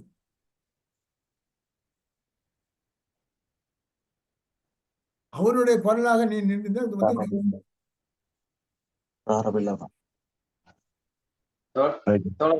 இப்ப கடைசி கேள்வி யாருன்னா ஒரு கடைசி ஒரு கேள்வி 2 கேள்வி கேட்டுக்கல, அதோட முடிக்கிறான். தோழர், ரிசர்வேஷனை பத்தி பேசுது அரசியல் தீர்மானம். அது வந்து தனியார் மயமாயிட்டனால எல்லாம் வீக்கா போச்சு. அது மட்டும் இல்லாம அதாவது ஸ்பெஷல் காம்பனன்ட் பிளான் எல்லாம் வந்து மோடி அரசு பண்ணிடுச்சு அப்படின்னு சொல்றாங்க. இந்த ஸ்பெஷல் காம்பனன்ட் பிளான்னா என்னன்னா, 100 ரூபாய் செலவாகுது ஒரு மாநிலத்துக்குள்ள அப்படின்னா, அதுல 10 பேர் தலித்து இருந்தாங்கன்னா 10 ரூபாய அவங்களுக்கு கொடுக்கணுங்கிறது தான்.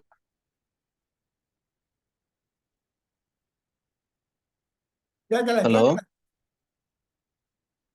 தோழர், கேட்கல. அப்படியா? இப்ப கேக்குதா?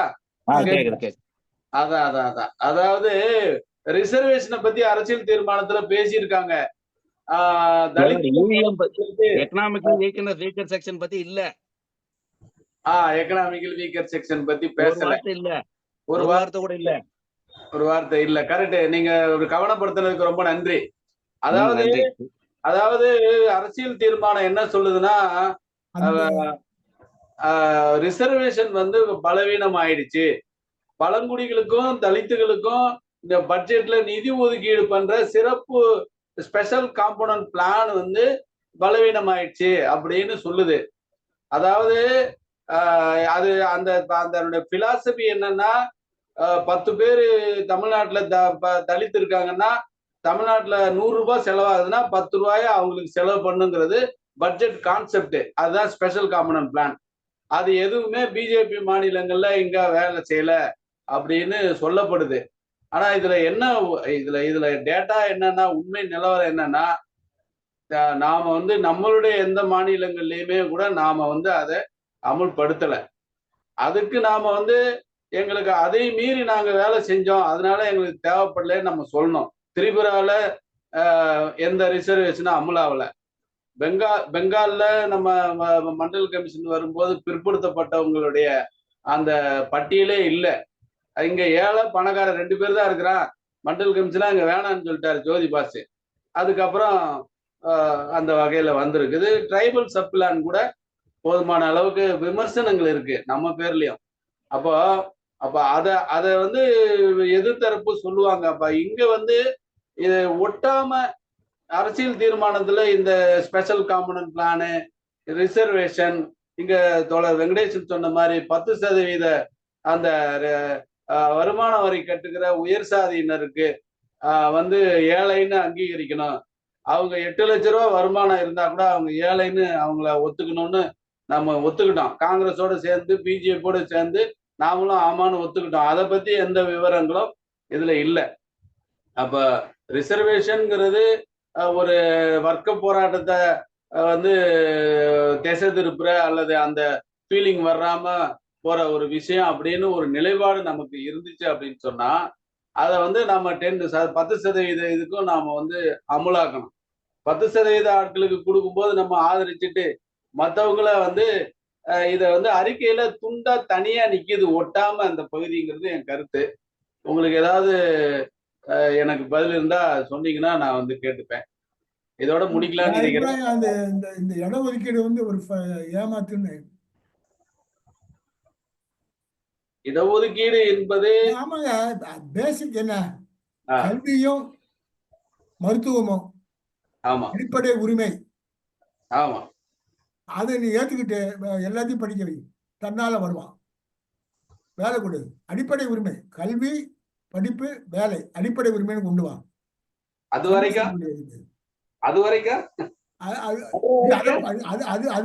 அதுக்குத்தான் பணம். அதுக்குத்தான் பணம். அதுக்குத்தான் பணத்தை அச்சடிக்கணும். அதுக்குத்தான் முதலீடு செய்யணும்.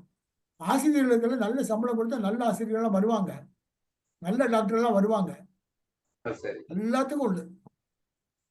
அதுல வந்து ரொம்ப இந்த கல்ச்சுரலி பேக்வர்டா இருக்கக்கூடிய செக்ஷனுக்கு அடிஷனலா என்ன பண்ணணும்னா, படிப்பதற்கு இப்போ 2 வருஷம் படிப்புன்னு வைங்களேன், அதை அவர் முடியலைன்னு சொன்னா அவர் அந்த மார்க்கெட் அந்த இதை எடுக்கிற வரைக்கும் படிக்கலாம். 4 வருஷம் 2 வருஷம் படிப்பா 4 வருஷம் கூட படிக்கலாம், தப்பு இல்லை. நீ அந்த மாதிரி அந்த கன்செஷன் கொடுக்கணும். இப்போ ஒரு ஐயர் வீட்டு பிள்ளை வீட்டில் சுற்றி இருக்கவங்க எல்லாருமே வந்து படித்தவங்க இருப்பாங்க, ஈஸியாக பாஸ் பண்ணிடுவான் ஐஏஎஸ். ஆனால் ஒரு விவசாய தொழிலை வீட்டு பிள்ளை பாஸ் பண்ண மாட்டான். அப்போ அவருக்கு என்ன பண்ணணும்? அவர் ஏஜ் இது இருக்கணும், அவனுக்கு படிக்கிறதுக்கு சான்ஸ் கொடுக்கணும். அவனுக்கு வந்து ஸ்பெஷலாக அவன் வந்து ட்ரைனிங் எடுக்கிறதுக்கான வசதிகளை செய்து கொடுக்கணும். எக்காரணம் கொண்டோம் இந்த சாதிகளை பற்றி உள்ள எந்த விவரமும் வெளியே கான்ஃபிடன்ஸா வைக்கணும், ரகசியமா வைக்கணும். இன்னும் என்ன ஜாதின்னு அவனுக்கு தெரியக்கூடாது. ஐஐடியில் நான் போய் சேர்ந்தேன்னா மெரிட்ல போறேன்னு நினைக்கணும். பண்ணேன்னா அங்கே நிச்சயம் நல்ல இளையராஜா மாதிரி ஆளுலாம் வந்து வர்றான்னு சொன்னா, ஏன்னா ஒரு சயின்டிஸ்ட் வர மாட்டானா? கட்டாயம் வருவான். இருக்காங்க, எல்லாரும் இருக்காங்க. நீ நீ ஓ, இப்படி இது இருக்காங்க. வணக்கம் வணக்கம் தோழர். இது மிக முக்கியமான ஒரு கருத்து. நான் இதுல முழுக்க உடன்படுறேன். ஏன்னு சொன்னா இந்த வெறுமன இடஒதுக்கீடுன்னு சொல்லி அதன் பேரிலேயே பிரபு சான்றிதழ்ல சாதியையும் போட்டு சாதியை நிலைநிறுத்துறதுன்றது உண்மையில ஒரு தவறான நடவடிக்கை. அதுக்காக விவாதிச்சு கொண்டிருக்கிறதும் ஏற்றுக்கொள்ளக்கூடியது இல்லை. இதுல நான் முழு அளவில் தொடரோட உடன்படுறேன். ஒரே ஒரு உதாரணத்தை நான் சொல்றேன். இதே போல இலங்கையில 72ஆம் ஆண்டு தரப்படுத்தல் வந்தது. அந்த தரப்படுத்தலின் படி யாழ்ப்பாணம் மட்டுமே உயர் படிப்பு உயர் உத்தியோகங்களை எடுக்குதுன்றதுனால யாழ்ப்பாணத்துக்கு வெளியில உள்ள ஒவ்வொரு மாவட்டங்கள்ல இருந்தும் பல்கலைக்கழகத்துக்கு மருத்துவத்துறை, என்ஜினியரிங், முகாமித்துவம் ஒவ்வொன்றுக்கும் கண்டிப்பாக ஒவ்வொரு மாவட்டத்தில இருந்தும் இவ்வளவு பேர் தெரிவு செய்யப்பட வேணும் என்றது அந்த தரப்படுத்தல கொண்டு வரப்பட்ட ஒரு விஷயம்.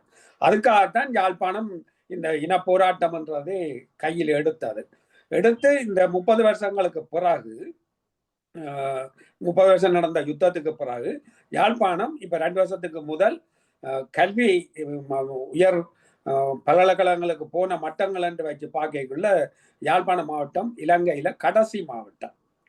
அதான் மிக பிரதானம். அந்த தரப்படுத்தல் வந்த போது மிக பின்தங்கின கடைசி மாவட்டமா இருந்தது மட்டக்களப்பு, கிழக்கு மாநிலத்தில் இருக்க மட்டக்களப்பு. ஈழப்போராட்டத்தை இங்க தொடக்கினது தரப்படுத்தல் வந்ததுக்காக. ஆனால் அதால நன்மை அடைந்த மட்டக்களப்பு மாவட்டம் பிறகு இராணுவத்தால தான் யுத்தத்துக்குள்ள கொண்டு வரப்பட்டது. நடைமுறையில் என்ன நடந்தது என்றால் இப்ப 2 வருஷங்களுக்கு முதல் வந்த இதன்படி பெறுவரின்படி மட்டக்களப்பு மாவட்டம் தமிழர் பிரதேசத்துல 1வது மாவட்டமா வந்தது. அது மாதிரி மலையகம், மட்டக்களப்பு மலையகம் எல்லாம் முன்னர் மிகவும் பின்தங்கிய கடைசி நிலையில இருந்த மாவட்டங்கள். இன்றைக்கு மலையகம் முதல் நிலைகளுக்கு வந்திருக்குது. மலையகம் மட்டக்களப்பு முதல் நிலைகளுக்கு வந்திருக்கு. அப்ப இனி தரப்படுத்தல் இப்ப தரப்படுத்தல் தேவையில்லை. இப்ப தரப்படுத்தல் கேட்கிறேன்னா யாழ்ப்பாணம் தான் கேட்கணும். எங்களுக்கு கொஞ்சம் இடந்த ஆண்டு கேட்கிற இடத்துக்கு யாழ்ப்பாணம் பின்தங்கி வந்திருக்குது. அப்ப தொடர்ந்துமே தரப்படுத்தல் இப்ப அவசியம் இல்லாத அளவுக்கு வந்த கல்வி பெறுவரும் மற்ற மாவட்டங்கள்ல ஏற்பட்டு இருக்குது. அப்ப தோழர் சொல்ற மாதிரி ஒடுக்கப்பட்ட மக்கள், பின்தங்கின வாழ்க்கை நிலையில இருக்கிற மக்களினுடைய கல்வித்தரம், அவர்களுடைய சுகாதார தரங்களை உயர்த்துற வேலைகளுக்குத்தான் முதலிடம் கொடுக்கணுமே தவிர தொடர்ந்து அதனூடால அவர்களே கல்வியினுடைய முதல் நிலைகளுக்கு வருவார்கள். இளையராஜா வந்தது போல மற்ற துறைகள்லையும் விற்பனர்கள் வருவார்கள். அப்ப அதைத்தான் ஏற்படுத்தணுமே தவிர தொடர்ந்து இடஒதுக்கீட்டுக்காகவே போராடி கொண்டிருக்கிறன்றது. ஏன்னா இது ஏற்கனவே இங்க பேசப்பட்ட விஷயங்களுக்குள்ளையும் அது வருது. நாங்கள் என்ன சண்டை போட்டு கொண்டிருக்கிறோம்? சாதியை சொல்லிக்கொண்டு பார்ப்பன ஒடுக்குமுறை, இந்து மத ஒடுக்குமுறை என்று சொல்லி எங்களுடைய உரையாடல் முழுவதுமே அதற்கு எதிரானதாக இருக்குது. இந்து சமயத்துக்கு எதிராக இருக்குது, பார்ப்பன எதிர்ப்பாக இருக்கு. ஒரு எதிர்ப்பு அரசியலுக்குள்ள மார்க்சியர்களும் போயிருக்கிறார்கள். ஒரு திராவிடரிய, பெரியாரிய, அம்பேத்கரிய வார்த்தை பிரயோகங்கள்லாம் இன்றைக்கு மார்க்சியர்களே முன்வைக்கிறார்கள். அப்ப அதுதான் மக்களை தூரப்படுத்துது. இதுக்கு முந்தின உரையாடல்ல தோழர் விஎம்எஸ் அவர்கள் சொன்னது போல ஒன்று அமைப்பு ரீதியாக இன்றைக்கும் கம்யூனிஸ்ட் கட்சிகள் பலமான நிலையில தான் இன்றைக்கு ஓரளவுக்கு முன்னரோட ஒப்பிட்டா குறைவா இருக்கலாம். ஆனால் மற்ற கட்சிகளோட ஒப்பிட்டால் இன்றைக்கும் மார்க்சிய கட்சிகள் அமைப்பு ரீதியில பலமாக இருக்கு. ஆனா மக்களோட ஊடாட்டத்துல தான் பலவீனம் வருது. மக்களை நாங்கள் சரியாக அணிதிரட்டவில்லை.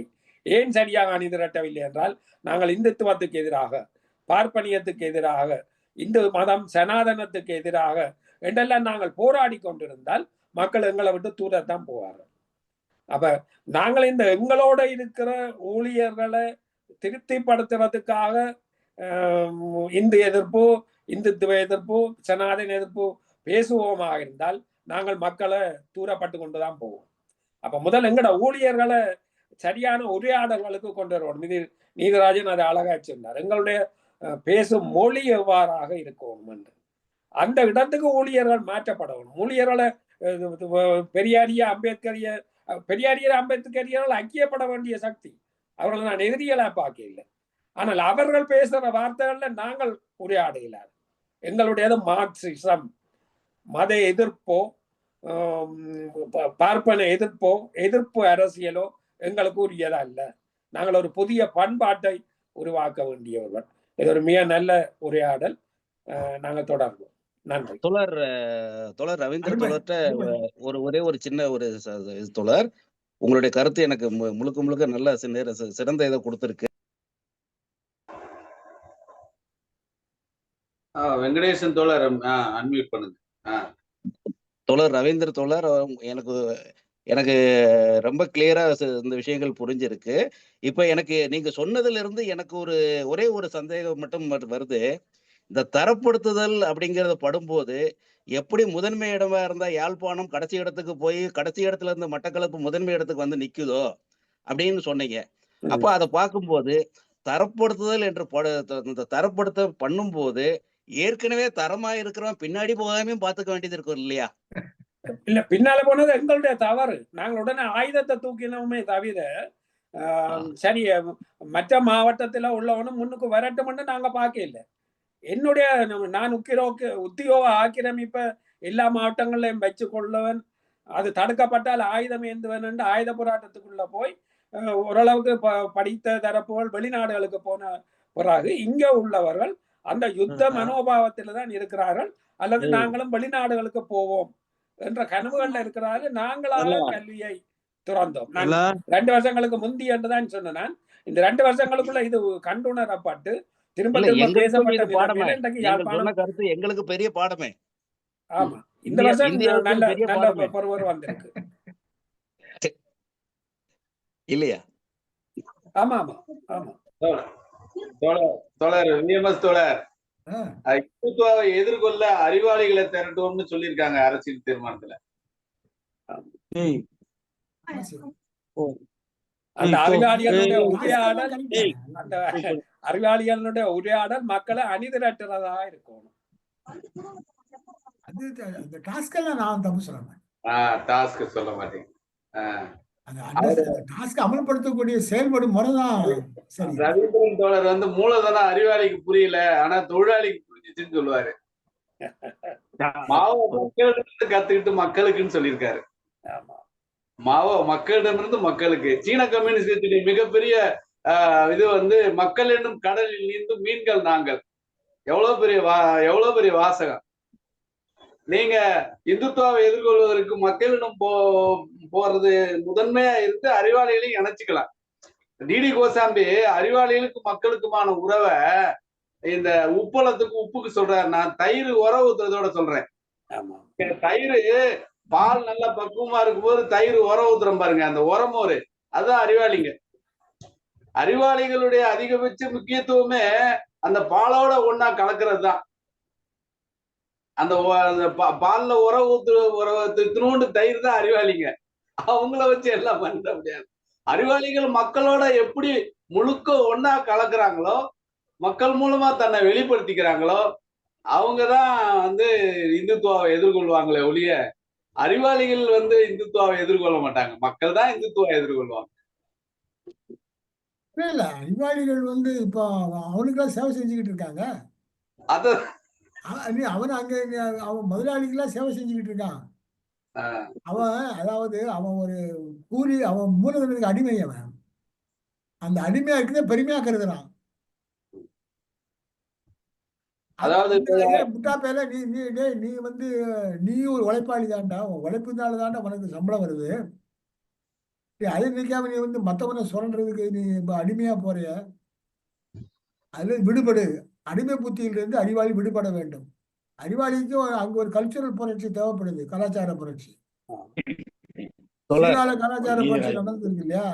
ரஷ்யாலயே ஆரம்பிச்சாங்க, சீனாவிலயும் வந்து அது ஒரு மாதிரி போச்சு அது. ஆனா அந்த கலாச்சார புரட்சியினுடைய தாக்கம் இருக்கு இல்லையா, பாசிட்டிவா இருந்தது. அதான் அதனுடைய நடவடிக்கைகள்ல நிறைய தப்பு நடந்தது, எல்லாத்தையும் ஒத்துக்கிறாங்க. ஆனா அதனுடைய தாக்கம் என்ன ஆச்சுன்னு சொன்னா, ஒவ்வொரு அறிவாளியும் தன்னுடைய உழைப்பு தான் தன்மானமானது, நான் உழைச்சுதான் வாழணும், என்னுடைய சொந்த உழைப்புல நான் வாழ்வேங்கிற அந்த தன்மான உணர்ச்சி இருக்கு பாருங்க, அந்த உழைப்பை நேசிக்கிறது, அதை கொண்டு வந்துடுது. அங்க இருக்கிற அறிவாளிக்கும் இங்க நம்ம ஊர் அறிவாளிக்கும் வித்தியாசம் இருக்கு. இப்ப நீங்க சொன்ன இந்த ஒரு கருத்துக்கு மட்டும் ஒரு விளக்கம் சொல்றேன். அதாவது இப்ப குஜராத் படுகொலைகள்லப்போ 2 பழங்குடி பஞ்சாயத்து திருட்டு குற்றத்துல ஈடுபட்டிருக்காரு. அதாவது கொள்ளையடிச்சவங்க எல்லாம் பழங்குடி, கொலை செஞ்சவங்க எல்லாம் RSS ஆதாரம் இருக்கு. அதாவது நீ இப்படி பண்ணேன்னா நீ வந்து பிழைக்கலாம், வேகமா பொருளாதார ரீதியா நீ பலம் அடையலான்னு அடித்தள மக்கள்கிட்ட ஒரு பொருளாதார மாடலை தான் இந்துத்துவாங்கிற பேர்ல RSS கொடுக்குது. நம்ம சென்னையில கூட இந்த முஸ்லீம் இடத்துல நீங்க ஆக்கிரமிச்சீங்கன்னா இந்த கடையெல்லாம் நீங்க எடுத்துக்கலாம் இந்து வியாபாரிகள்ட்ட அப்படி சொல்லிதான் பொருளாதாரம் பேசி தான் வந்து நீ போய் போடு காலைல தண்ணி காசணுமா மியூட் பண்ணிக்கங்க. யாரும் என்ன புதுசான கேள்வியா இல்ல புதுசான அப்பா அதான். அதனால அவங்க வந்து அடித்தள மக்கள்ல கூட நீ மதவெறி பேசினா சீக்கிரம் வசதியான ஆளா மாறலாம் அப்படின்னு பொருளாதாரத்துல முன்னேறதுக்கு ஒரு ஷார்ட்கட் கொண்டு போறாங்க. ஆனா நம்ம நகல் தீர்மானத்துல எல்லாரையும் உள்ள இணைத்து கொண்டு நாம திரும்பவும் நம்ம இந்திய நாடு வந்து நீங்க சொன்ன மாதிரி உழைப்பை மதிக்கக்கூடிய ஒரு பண்பாட்டோட எல்லாரும் உழைச்சா எல்லாரும் நல்லா இருக்கலாம். அதாவது நான் எனக்கு 2 கண்ணு போனாலும் பரவாயில்ல, அவனுக்கு 1 கண்ணு போகணும் அப்படிங்கிற பொருளாதார மாடல் தேவையில்லை. நீ வந்து நேர்மையா உழைப்பா நமக்கு ஒரு பெரிய பிரைட்டான ஃபியூச்சர் இருக்கு அப்படின்னு ஒரு நம்பிக்கைய அதாவது திரும்பவும் இந்த ஏழ்மை நிலைமையில இருந்து அல்லது சோகால்டு பெரும் பணக்காரங்கள்ட்ட பணம் இருக்கு இவங்க சோத்துக்கலாம இருக்காங்கிற நிலைமைய மாத்த முடியும் அப்படிங்கிற ஒரு நம்பிக்கையை வந்து நகல் தீர்மானத்துல ஒரு தூக்கலா தெரியல. அதாவது கஷ்டப்படுறாங்க, பட்டினியா கிடக்குறாங்க, அது இருக்கு நிறைய. தூக்குறதுக்கு தான் உங்கள்கிட்ட கொடுத்துருக்கோம், படி தூக்குன்னு சொல்றோம். என்ன நீங்க பழையபடி அது என் தீர்மானத்தை குறைச்சு எனக்கு கோபம் வந்துடும். நீ வந்து அது குறைய சொல்லாது, அது குறையத்தான் நாங்க கொடுக்குறோம் உங்கள்கிட்ட. சரி சரி. பொதுமக்களாகிய பெரியோர்களே, நண்பர்களே, தோழர்களே, தேசத்தை படிக்க, அதை மேன்மைப்படுத்த பங்களிங்க. நாங்க உங்களுக்கு சேவை செய்ய தயாரா இருக்கிறோம் என்று ஒவ்வொரு மார்க்சிஸ்டும் மனந்திறந்து சொல்லுகிறோம். அவ்வளவுதான். எங்களுக்கு வந்து பேராசிரியர் மாதிரி 4 பேராசிரியர் ஆய்வு சொல்லி நாங்க ஏத்துக்குவோம் அதை. அதுதான் எங்களுக்கு தேவை. நாடு நல்லா இருக்கணும், மக்கள் நல்லா இருக்கணும்.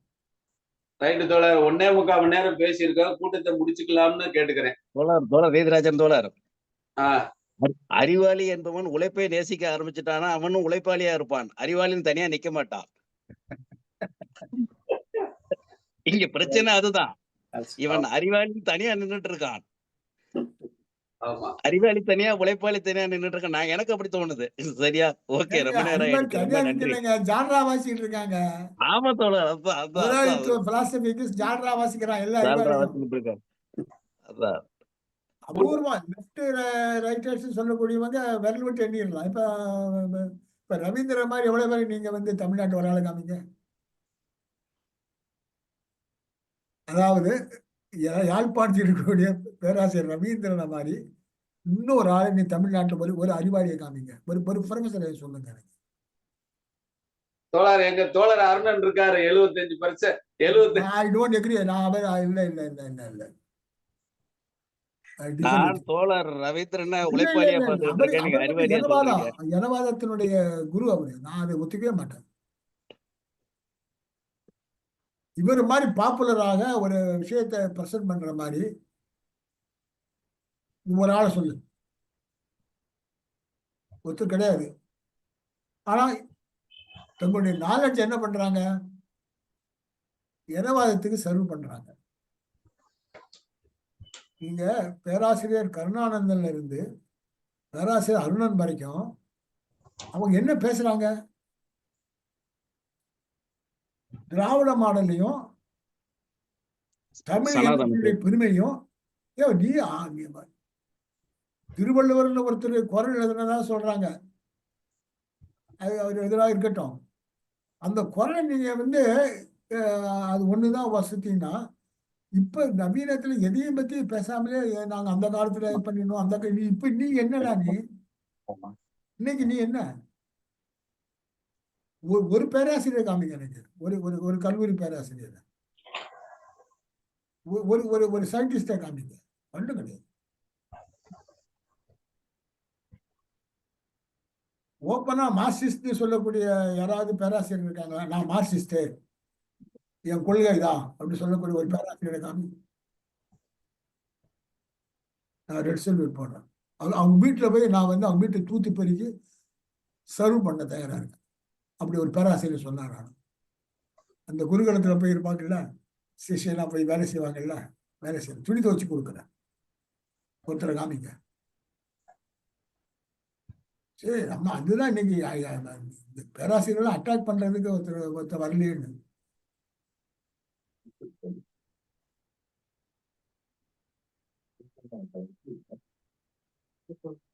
தோழர் 1.25 மணி நேரம் ஆச்சு, கூட்டத்தை நிறைவு செய்வோமா?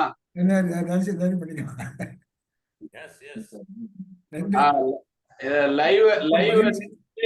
லைவ் ரெக்கார்டிங் நிறுத்திட்டு நீங்க அப்புறம் மெதுவா கூட போங்க. ரெக்கார்டிங் நிறுத்திடுவா?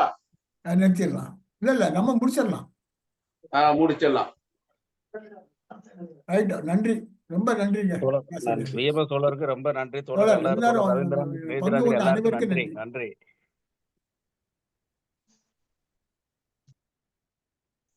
பாலா